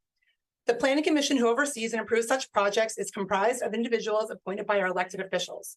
Our city council chose each and every one of you. Therefore, you have a duty to represent the electorate and act in the best interest of the community and uphold the values and principles that we as residents hold dear. Our elected representatives in the Planning Commission are entrusted with the responsibility of making decisions that are in best line with the interests of Buellton. It is clear that the proposed In-N-Out project is not in our best interest, as it does not conform to our general plan, which is in place to ensure that the developments in our community are in harmony with the existing plans. The construction of an In-N-Out at this location goes against the principles and guidelines. As residents, we have a right to expect that our elected and appointed officials will listen to our concerns and follow the guidelines set forth and act accordingly. I know that traffic has been discussed at length, but there is a reason. It is a massive concern. Our streets and highways in the area are not adequately designed to accommodate the project. The traffic generated by the popular franchise like In-N-Out will overwhelm our local roads and infrastructure. This could lead to dangerous congestion, making it a nightmare for both pedestrians and drivers in the city? Is it essential to consider the impact of our daily lives and safeties of our families? The letter from Ms. Shunden, sorry if I pronounced it wrong, the representative from Caltrans, which is attached in your packet, states, we continue to have concern with the impact that this project will have on traffic operations at the intersection of State Route 246 and McMurray Road and on the US 101 off ramps at State Route 246 and the US 101 off ramps at 246 and Demassa Road. The mitigation measures currently proposed do not adequately mitigate the project's impact on our system. If this project is approved, we have no guarantee that the mitigations that appease Caltrans can be designed. They have not been designed yet, and so I question if it's even possible. And even if these are designed to Caltrans approval, then they would actually have to be able to complete these improvements, which could take years or even a decade. This means that the citizens of Buellton are dealing with the ramifications of inadequate roadways for an indeterminate amount of time. I know that the Planning Commission wants to be considered pro-business, and that is one of the reasons for approval. I would like to remind the commissioners that being pro-business means supporting our small, locally owned businesses as well.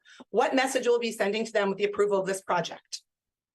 With the increased traffic in 246, it is going to be a disastrous intersection by all accounts. You're essentially dividing our city in half and not allowing residents to support these local businesses. In conclusion, I recognize the need for development, but you must be mindful of the delicate balance that has made the community what it is today. You have a responsibility to protect and nurture this unique character of Buellton, and together we can strike a balance that respects our past, embraces our present, and secures our future. So I ask you to deny this plan. Thank you.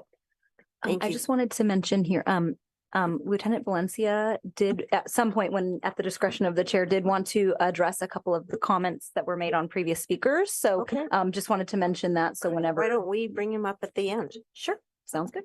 Okay, next is Tessie Martinez. Hello. Good evening, Madam Chair and Commissioners. I'm reading this letter from Kathy Breland because she couldn't be here this evening. I serve on the Chamber Board with Kathy. On behalf of the Buellton Chamber of Commerce, I would like to express our support for the In-N-Out project. Welcoming businesses into our community and helping them thrive is what we do as a Chamber of Commerce. When we get a business like In-N-Out that provides jobs, attracts people, and contributes to the tax base of our city, that is a golden opportunity. Being along the Highway 101 corridor in a highly visible location and a tourist destination is a desirable location for this type of business because this is where they can be successful. We are all sad to see Parks Plaza go, but as we have heard from the owners, they no longer saw it as a viable business and therefore had to make the difficult decision to close. Buellton has always had a good reputation when it comes to development and being a business-friendly city. We've seen significant growth over the years, and we will continue to see projects come to our community. We must look at each one and evaluate how it benefits our community. As said earlier, In-N-Out is a great employer. They attract visitors and they generate tax dollars for the city. We would encourage the commission to move forward with an approval for this project. And thank you for your time and consideration. Thank you. Next up, Chip Wolbrand.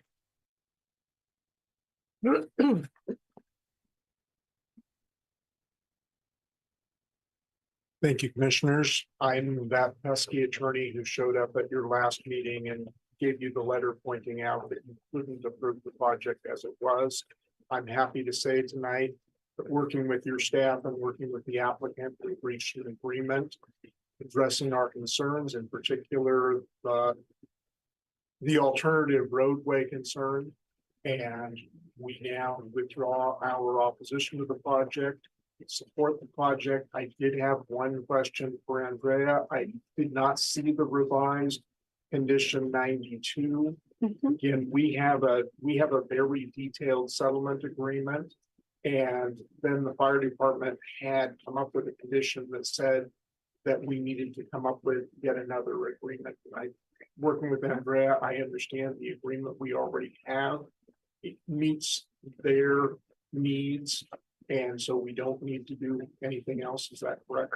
Correct. That was my conversation with County Fire. Let me just pull up the revised language and if you'd like me to, I can read the proposed alternative language so that so the alternative language to the fire department condition is the map or other instrument referenced in condition number 86 shall not terminate either one, the access point between the Marriott parcel and the community or Chumash resource building parcel, and two, the existing access easement between such parcels. Okay. That is what our agreement already provides, and so I'm happy to say that again, your staff has done a great job addressing, I think it was, at least for us, the final question. Okay. Thank you very much. Thank you. And Andrea, that's in our documents. That's correct. It's Okay. up on the PowerPoint Okay. slide with the modified language. Okay, and last of the people in person, Vera Vaughn. Thank you and good evening. When the word of In and Out came to my ears, it was with great joy because people travel all over the world to come to In and Out. However, the proposed location did not bring me joy. Here's why. Buellton being a family-oriented city, 2 elementary schools, families should have access to bowling alleys and things for children such as theaters. McMurray Road cannot handle the proposed commercial growth. There is no way to make McMurray Road a 4-lane, which would be what should happen to handle left turns and right turns onto and out of McMurray Road safely. No crosswalks for families to cross or adults safely. Many use the Marriott for their personal use. Just yesterday, a mom with a stroller and a toddler with a bike tried crossing McMurray. She tried crossing McMurray with her family safely, and it was a nightmare to watch. The entrance to Vineyard Village Circle and the in and out through lanes could create a safety nightmare as they are directly across from each other. Traffic visibility would be a major compromise. Commercial trucks park on McMurray legally and illegally and use Motel 6. Congestion is already a nightmare on Vineyard Village Circle because the overflow comes off of McMurray onto Vineyard Village. And as soon as those commercial trucks are parked legally and illegally, they block the bus stop, they block the fire hydrants, and they flow over. And I've gone to the sheriff's department over here with pictures of it. Nothing's been done. They still do it. They run across to McDonald's for their lunches. So now here's the In and Out. They're going to park there, run across the In and Out for their lunches. Once all those trucks are parked there, to turn left from Vineyard Village Circle onto McMurray is blocking vision instantly. That's why I believe that you should have a hearing on a better proposed site, not to keep In and Out of Buellton, but a better site for it. Thank you. Thank you. Okay, let's go to the people on Zoom, Andrea. Sure. I see 2 members of the public on Zoom. I'm not sure if you wish to speak, but at this point, we just wanted to give you the opportunity to make a public comment if you wish. Okay, so if you could unmute, that'd be great. So if you could just state your name. For the Yeah, my name is Brian Johnson. I live in the Vineyard Village complex. My main issue with this whole thing is that the intersection at 101 North, 246 in McMurray, it's already well overwhelmed. You're talking about people making the exit from, going 101 North, having to cut across 2 lanes of traffic within 25 to 30 yards into a left turn lane that can only accommodate 4 to 5 mid-sized sedans to make a left turn onto, to McMurray. And now just imagine this traffic that's going to be backed up with people trying to make that same exit who aren't particularly familiar with that exit and how to handle it, and including large trucks and whatnot, and backing up, and they're going to be backed up into 246. I'm sure you've also experienced coming from west to east over 246 and over to the 101, hitting green lights and being stuck at a standstill and not being able to even cross over the 101 until 30, 40, 50 seconds later. Then you can finally make your left turn. Maybe if there's enough room to make that left turn onto the proposed site where the in and out is going to be. I think it's already well overworked. well overwhelmed, and this is just going to create an absolute nightmare at that particular junction for everyone who lives over there or is trying to even get in that general direction. You know, there's obviously a lot of talk about the concern of traffic being backed up onto McMurray, and my main issue is the traffic is just going to be caused at that particular intersection that's already well overwhelmed. You know, we've also heard the speaker from In-N-Out explain how fast the traffic should move through as people make their orders and this and that, and that's assuming they're fully staffed. You know, I don't know last time you guys have tried to do any drive-throughs around here, especially I would say the most closest thing to In-N-Out around here would be the Habit. And you try and go through that drive-through, it takes at least 20-30 minutes. And even that's with 1 or 2 cars in front of you. It seems like staffing is going to be a huge issue and might create longer wait times and longer lines and all of these sorts of issues. And my greatest concern is just simply the traffic at that place is at the particular intersection is not willing or able to accommodate, you know, that much extra traffic on a day-to-day basis. Again, with people driving from long trips, trying to hit the charging stations at the Marriott, or truck drivers with their larger trucks, it's going to back it up even more. And my greatest concern is, again, just the traffic impact at that specific location and that specific intersection, which is already kind of a mess without an In-N-Out. That's it. Thank you. Okay, would you like to? Okay, great. If you could unmute your microphone and state your name for the record. Hi, my name is Tracy Morris, and I am also a resident of Vineyard Village. I agree with all of the traffic mitigation. The traffic here is getting a little bit worse all the time. So I'm not going to go over that, but I do have 2 comments to please consider for people who reside here. One is the late hours. In-N-Out is open till 1 a.m. in the morning. We do not currently have businesses open that late in this neighborhood. It is a significant light and noise pollution that will affect all of the residents here. The people who, my neighbors in the condos, but also the new neighbors that are going to be moving into the polo field area, whatever they're building over there. There's new residents going in again behind Albertsons too, and the senior center. So there are a lot of residents of this neighborhood that are current and upcoming, and we will all be affected by this business that will be kind of out of the norm for what we're used to experiencing in what has been a very rural, very family-friendly community. The other thing, which also relates to traffic, but very much concerns me, is emergency access. These 155 condos have Vineyard Village as their access road in and out of residences. There are no other ways to get in and out. So if there is a backup onto McMurray, we would not be able to exit in an emergency, nor would any emergency vehicles be able to come into our residences. So that would be a big concern for people who live here now and people who will be living here in the future, especially if there's a senior place next door. I would imagine they would probably need a little more emergency care here and there. And then just as a final note, I recently went to an In-N-Out in Santa Clarita that was next to a McDonald's. It was backed out into the center lane of the road. Fortunately, it was right off a highway. There was only commercial businesses on that block in that area, no real residences, but it did create a pretty bad traffic impact, at least at the time that I was trying to go and just stop off the side of the freeway. It was, again, backed up into the street, into the center divider.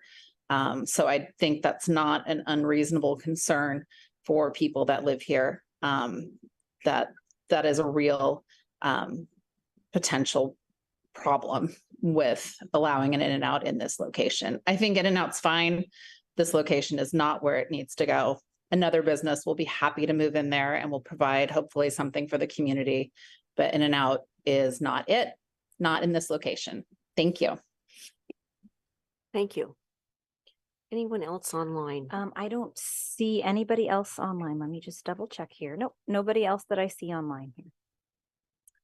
Okay, then I would like to invite, I believe, is it Lieutenant Valencia? Or he's our local chief of police, I believe. Good evening. Good to see everybody. again, on this issue. My name is Mark Valencia. I'm a lieutenant for the Central Stations, and that also gives me the role of chief of police at Buellton. And so understand that the sheriff's department has no input on whether you oppose or support this decision. But where we do stand on, we have traffic consultants. So initially during the original project last year, our department helped conduct a traffic survey. But since then, the plans have changed. And when we bring in traffic consultants, no matter be it Caltrans or in and out, the issue we have at the sheriff's department or we have at the central stations is that when two cars collide, neither traffic consultants take the traffic accident, we do. And we've had no input on the traffic impact with the current changes on the direction this is going to go. So what I'm proposing or asking you specifically, and this is not in opposition or support of either side, it's that I am in charge of public safety. And if a pedestrian gets hit, or there are two vehicles, or there's injury accidents, or we need to get from one place to another, the sheriff's department has had no input with the current plans on McMurray Road with the addition of in and out. That is a huge issue because when both traffic consultants leave, including Caltrans and in and out consultants and the city's consultants, whoever we rely on, they do not take the traffic crash or the pedestrian that gets hit. The sheriff's department is in charge of that. And that could incur liability with the city because we've had no input on the design if someone gets hit and these stats continue to roll in. So, but I don't come with a complaint, I can also come with a solution. And if we're giving in and out 60 to 180 days, allow our traffic division to take a look at these plans to see if they conform with a good safety plan. And the other issue would be if we have the sheriff's department involved in the future planning, because this is not the only business that's going on McMurray Road. So if that's making sense, I can address any issues, but also if we're going to hold in and out way more accountable than they should be for the additional expansion, which I agree in a sense with what they're saying is that we can't stop growth. And I can tell the Vinland Village that it wasn't that long ago that Thumbelina didn't want the Vinland Village. So the two things I talk about both in Solvang and San Ynez is that people hate two things. They hate change and when things don't change. So we have to adjust. So we have to adjust to that accordingly. So if we give us time, I could also say to in and out or to the commission that let's say in whatever time limit you give them to make the changes, why don't we base it on stats of traffic accidents and the actual impact? Because I will be able to provide that if there's pedestrian issues, if there's bicyclist issues or collision issues, because we didn't do that with Tractor Supply and we're sweeping up brake lights every week. So that's why I'm coming to you. And I talked to Scott about this and I guess it was kind of a surprise. I wasn't here to be the bailiff, so to speak. I had input that I think affects both sides and the city. And that's really what it boils down to is that no matter what happens, what decision either side makes, if there is a collision, neither consultant group, be it Caltrans or any other private consulting group, will take the actual crash. We fill out the crash paperwork and submit the results to the city. And if it's a poor design, that will be recognized in later stats down the road. So that's really all I wanted to say and address any questions that we have now while we have the opportunity before you make the decision. Okay, thank you. Do you guys have questions for him? No, I appreciate your input very much though. Thank you. And well, I would ask Andrea, would it be appropriate if we decide to, could we put a condition of approval on could we add that to the conditions of approval to run that safety review during that 180 days or? Yes, it is at the discretion of the planning commission to add, modify, change any of the conditions that are within the resolution. And if the planning commission would like to add a condition, basically is what I'm hearing is to have the applicant consult with the sheriff's department as well during their 180 days that they're, that per the modification to condition number 12. We can certainly add that if that is the desire of the commission. I would just ask that if that ultimately is something that is desired of the commission, that we can work out some language or additions to 12. Yeah. Okay. Thank you. Thank you. Thank you. Oh, I just wanted to comment. Okay. I wanted to thank the sheriff's department for what they've done working with the schools, making our roads a lot safer and adding blinking lights and whatnot to our traffic. And Thanks again. So the public hearing is still open, and I recognize that there are a couple of members of the family who own the property. Would they wish to speak? I know you haven't filled out speaker slips, but do you want to add anything? There's a gentleman who's been raising his hand as well. Is it him? This gentleman right there. Oh,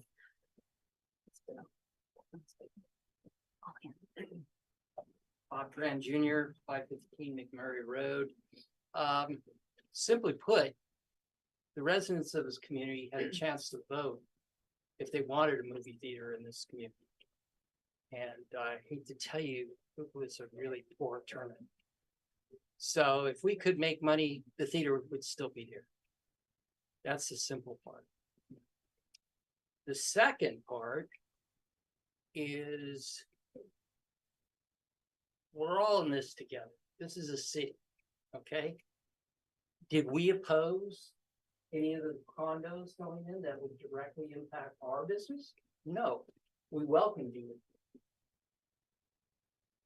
This is part of being a planning commissioner. You get paid the big bucks for the tough decisions. yes, we do. So, but I can tell you, I have worked with In-N-Out and then in a different venue. And they do come as with a first-class reputation, and they do take community into consideration. And this gentleman right here is paid a lot of money to make sure they don't get sued later. So it's very important that everybody's voices be heard and that we come to the correct decision. If not, then you're basically telling me my property's worthless because I can't use it to the highest best use. So what you're saying is I can have a business there, I just can't generate any traffic. So there's give and take all the way through here. Thank you. Thank you. Anyone else from the ownership team? Oh. You want to come up? Or not? How do you shake his head? No? No? Okay. This other gentleman? And if you'll give us your name and fill out a speaker slip later. Good evening, Planning Commission. My name is Louis Farah, and I'm the president of the Vineyard Village Homeowners Association. In the fire department, we say firefighters hate the way things are and change. So I totally echo what the lieutenant says. This has nothing to do with In-N-Out. In-N-Out's a great business. They pay well. They're really good for the cities and the places they set up shop. I love In-N-Out personally. It's just a bad location. We're trying to really squeeze a square peg in a round hole here. We all know what that street looks like. We all know what the intersections look like. It's not going to accommodate the traffic. In-N-Out is a traffic magnet. Somebody said, well, it's only 6,000 people here. We're not Goleta, and they don't thrive off passing traffic. Westlake Village, Camarillo, Oxnard, Ventura, Turnpike, us, Santa Maria, AG, Santa Nella, they're all off freeways. They're designed to get the traveler. People get off with their trailers, with their boats. They're not going in the parking lot. They're going to compete with the tractor trailers on McMurray. They're going to park on the circle. They're going to try to get fuel down on 246 before they continue on with their travel. We know what holiday weekends look like at this place. We know what flying flags creates. We know what the habit in that whole intersection does in times of high traffic. That shopping center is a mess. And everybody pours out on the Village Circle. And then they all try to get out onto McMurray by Cali Taco. We just can't accommodate it in that area. 49 new apartments being built, 155 homeowners in Vineyard Village. That street hasn't even repaired itself from the rainy season. There's still potholes. The city can't even keep up with the road maintenance on that street. You're not going to be able to expand it. There are no turn pockets. You're relying on buying a gas station property or part of Taco Bell to expand the 246 McMurray intersection. Just think logically as people. We've all been to In-N-Out. How are you going to physically find the land to expand any of this? It's just not there. So I urge you on behalf of our neighborhood, and I know Thumbelina didn't like us coming in. And I know there is a business owner involved in this entire transaction, but we came with possible patrons for that business. Which is like the opposite of what's going on. So I urge you to deny this project. I would love to see In and Out in the Valley. I just think this is a really poor location. And I don't see how there's any possible real mitigation that's not going to impact us. Thank you. Thank you. Okay, going once, going twice. Anyone else in the office? You want to talk again? You were pretty close to your 3 minutes, so I was. I'm gonna give And you about. I submitted a letter earlier, just more positive about the theater, which I thought, you know, that Buellton might be able to do a joint venture with the theater and other business people so that you could subsidize it. Because I've been in Buellton for 3 years and I've gone to the parks. I love the parks. I love the golf course. I love the things that you do in this town, city. And if it's possible that we can create a joint venture so there's less risk, financial risk on whoever is running it, I think that might be under consideration. That's all I want to say. Thank you. Thank you. And that reminds me, for all the people who wrote into us, whether they are here or online or watching on city TV, your comments will all go into the record. We do not read them out loud at the meeting, but they all do go into the record. And we have all received them. We've read them. The applicants read them, so on and so forth. With that, I will close the public hearing. Oop, I guess I didn't have to do that. Okay, bringing it back to the commission. Final comments, Commissioner Reese. I have a couple. I just want to start by saying that what I'm going to say is not a criticism of the work that staff's done to prepare the findings that they were asked for in any way. They put in a lot of work, did their best to prepare something that was legally defensible and in line with what the majority of the PC asked for back in November. However, I agree with staff's original recommendations.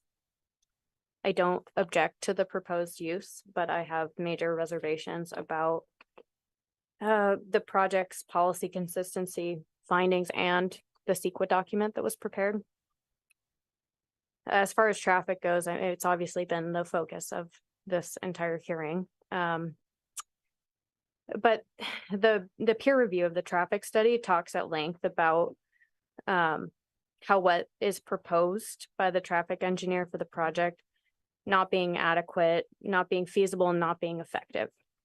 And the project how it's proposed results in inconsistencies with the general plan as well. Let's see. And additionally, the analysis that was initially prepared by the sheriff's office and Caltrans are in agreement with that assessment. My personal feeling is that the projects that's before us would require a redesign to be supportable, and even then may have policy consistency issues as well as CEQA issues. There are a couple findings that I don't personally think I can make, being finding 1, 2, 3, 5, and 6. And I also don't think that the CEQA exemption applies based on the body of the record, since there are traffic impacts that aren't adequately mitigated, and there are also, as referred to in the first staff report, clear general plan policy inconsistencies. So wrote this down because I didn't want to miss anything, but like I said before, I'm not opposed to the use, but I do think it's unreasonable to place the driveway entrance in the area that it's been placed. It's the area with the most issues, the most risk for congestion. And these were concerns that were brought up in the pre-meeting before the planning commission. These aren't things that weren't raised early on. So that said, I cannot support approval of the project as it's currently designed. Okay, thank you. Commissioner DeFazio. I have to also agree that there are some general plan inconsistencies. One of the things that struck me as well, I appreciate the fact that In and Out has worked so diligently to try to come up with, arrangements with the city that they would be happy with. The whole question of, planning for the future businesses that may be there to take a piece of potential cost. I just don't see, first of all, there's no way of knowing what kind of businesses could potentially be in the spaces that would be adjacent. So how could you determine what kind of cost share they would have? I certainly appreciate the point that you shouldn't shoulder the entire burden. I completely get that. However, given all that we're looking at now, this business is called In-N-Out. It's not called Sit and Stay a While. This would certainly generate, based on other experiences with In-N-Out, a lot of traffic, potentially a lot of wonderful customers who want to eat your delicious food like I did at lunchtime. And I appreciated what I experienced. I, in good faith, cannot support this project as it is now in this location either. Okay, thank you. Commissioner Sarkia. Oh, I want to thank everybody for coming forward and taking part of this project and giving us your comments and concerns. But I have no further questions or comments. Thank you.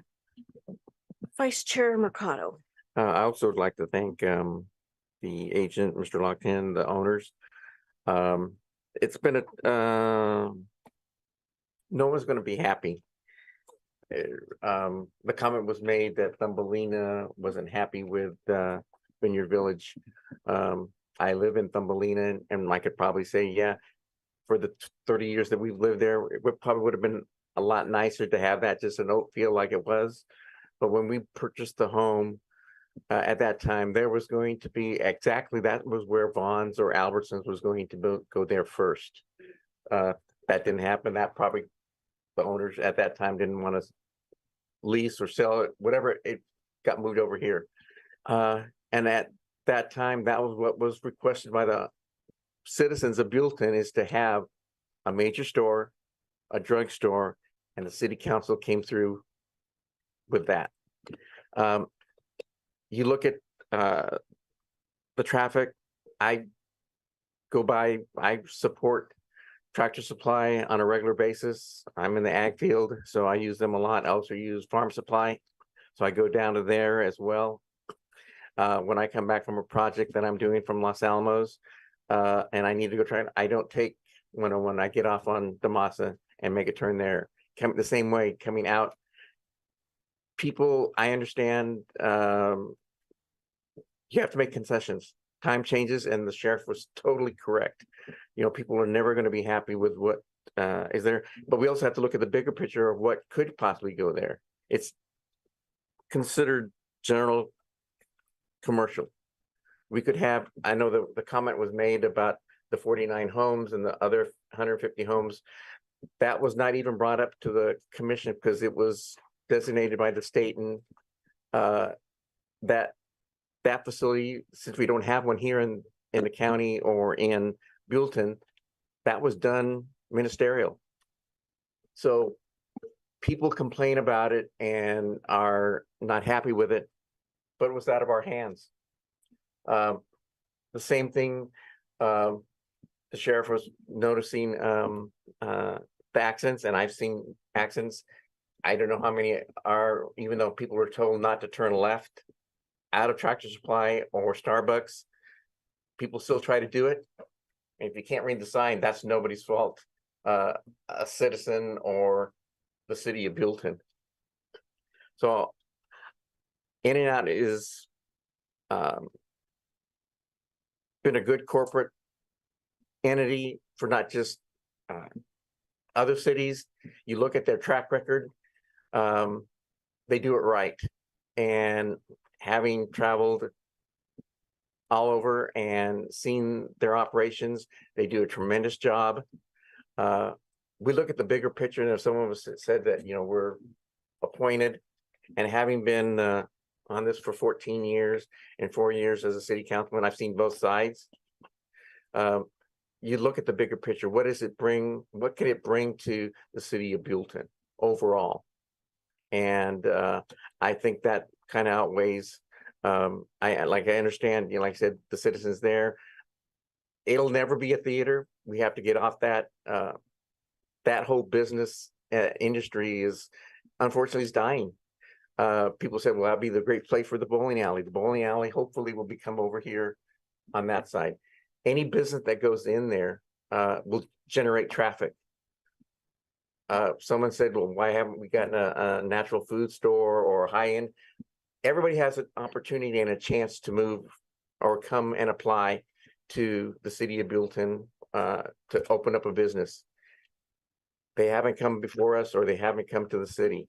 We have a viable business who wants to come into Buellton and grow and help Buellton grow. So I'm in favor for this project. I think overall it'll be a great project. We'll all learn to live with some of the little things that mitigate it, but we can also work through those things. And I think with the extension of the 180 days, I also appreciate the fact that I think that our sheriffs need to have some input. And I think that would be great to add to that CUP. Thank you. Thank you. Very well said. I don't have a lot to add to that. I've said in the past many times, as we've seen this a few times, I do believe In-N-Out is a strong company. They are privately owned. Their owner is very philanthropic and works very well with the community she is in. They are also a great employer. I believe not this time around, but in one of our past meetings, the director of the Chamber of Commerce said, if a company like, and this kind of tags on with the vice chair, if a company like this comes into our town, other companies like that, other strong companies, other community supporters, they will come too. So they're setting the stage for us. I believe, I know it's a lot, but I do believe that we can work through some of these traffic issues. I'm in agreement with the extending the 60 days to 180 days. So In-N-Out, the applicant can work with staff and Caltrans to get through those 6 items.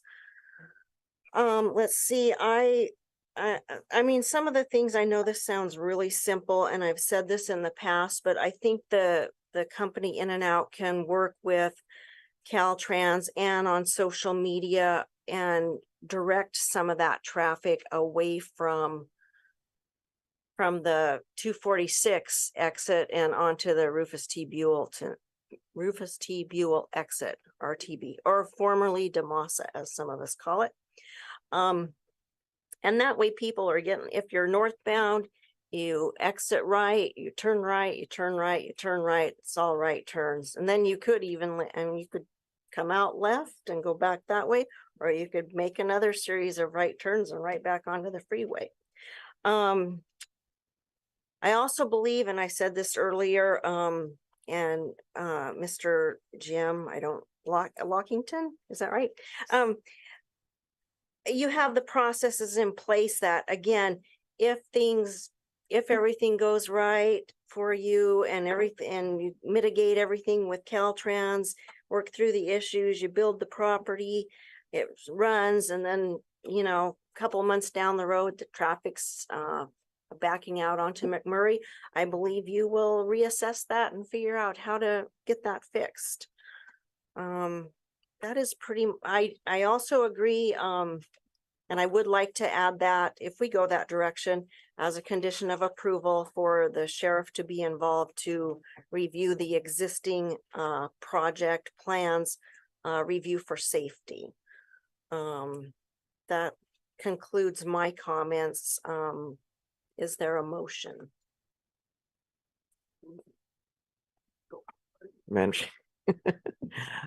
I'll make the motion to approve resolution number 22-13 as stated, with all our concerns about adding to the CUP, the sheriff's review. And the new verbiage of number 12. Correct.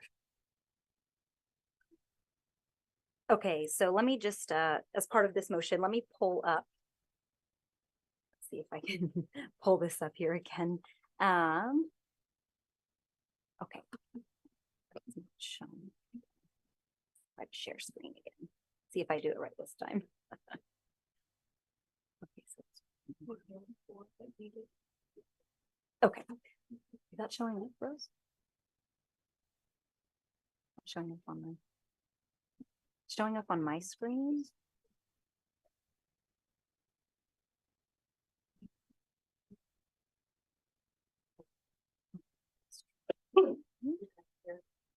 Yeah, so option. Okay, so showing up here. Which one are you looking for? This one that you have highlighted? Yeah, so that's next year. Okay.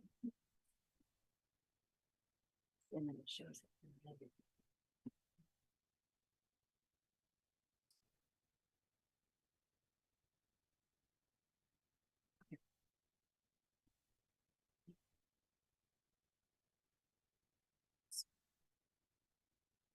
Seems like it's trying to grab this screen, but it's showing up here, so I'm not sure why it's not.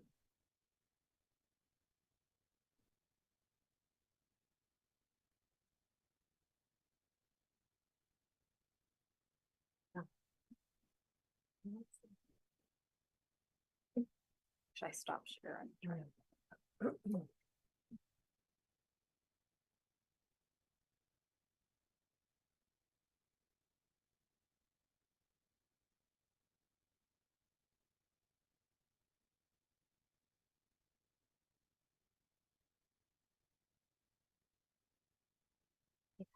That's what I think.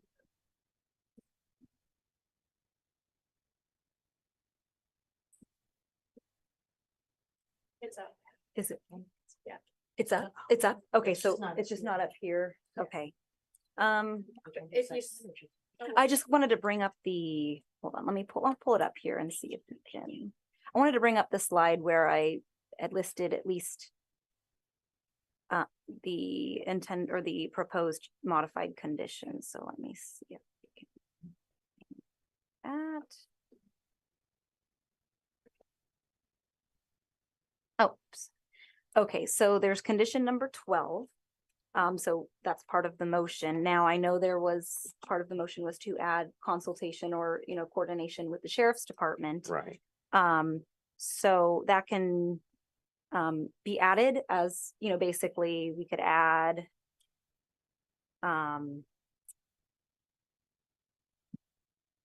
let's see, so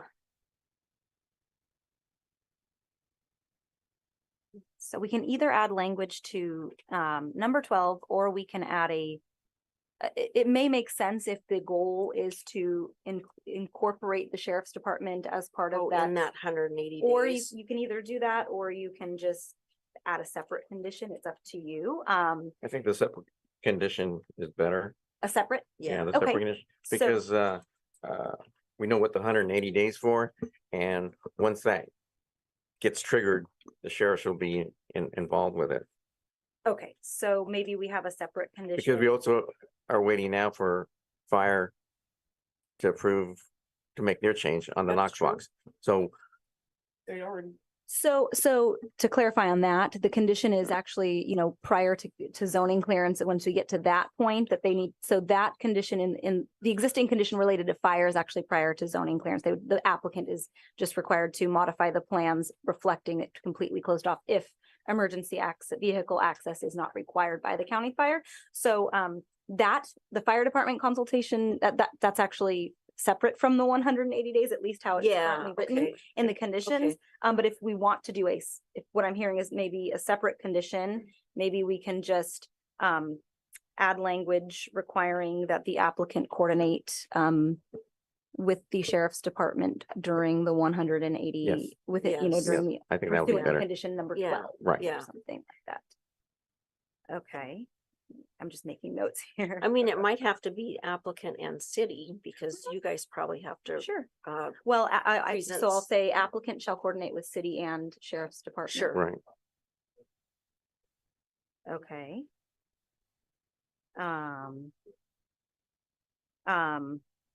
to address, I'm just making notes here.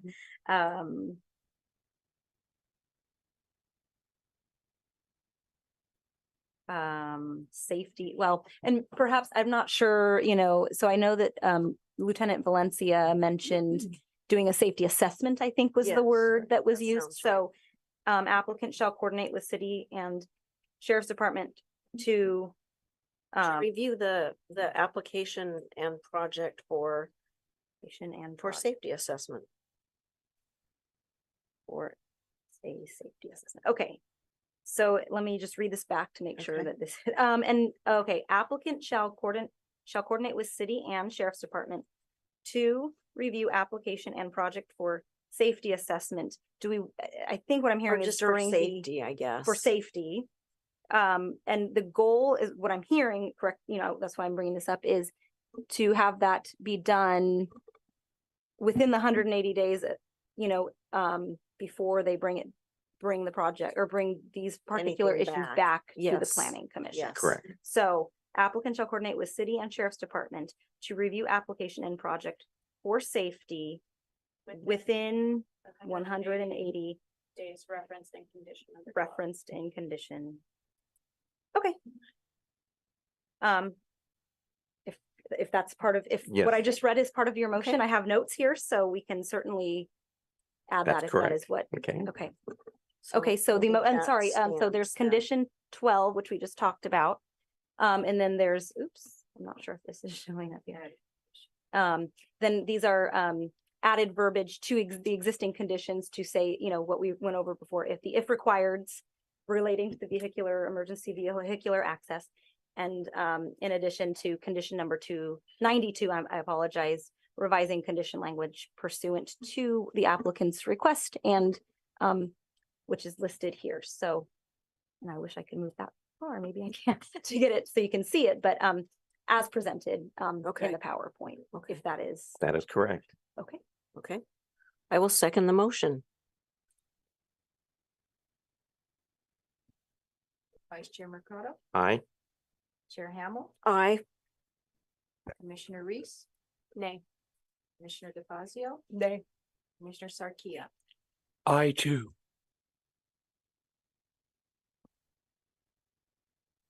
Okay, motion with the new language and added conditions and modification. The Goes motion forward passes 3-2. 3-2. Congratulations and get this project built.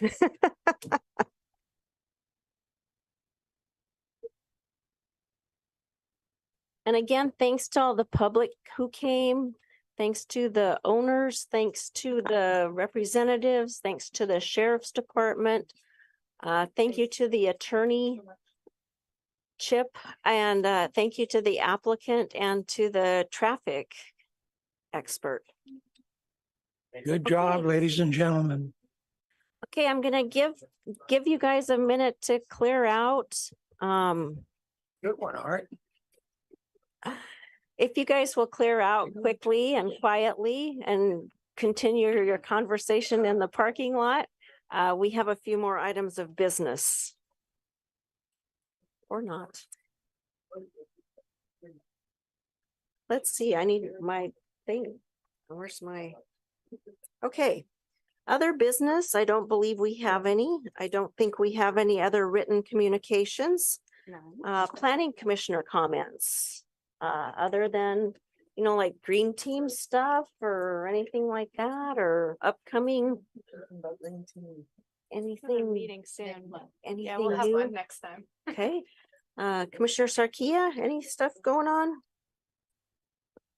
Not that I know of. Okay, Not that I Vice know of. Chair? I do have comments. I would like to thank staff for this hard work on this project. And I also like to thank the commission because we showed that we could conduct something democratically.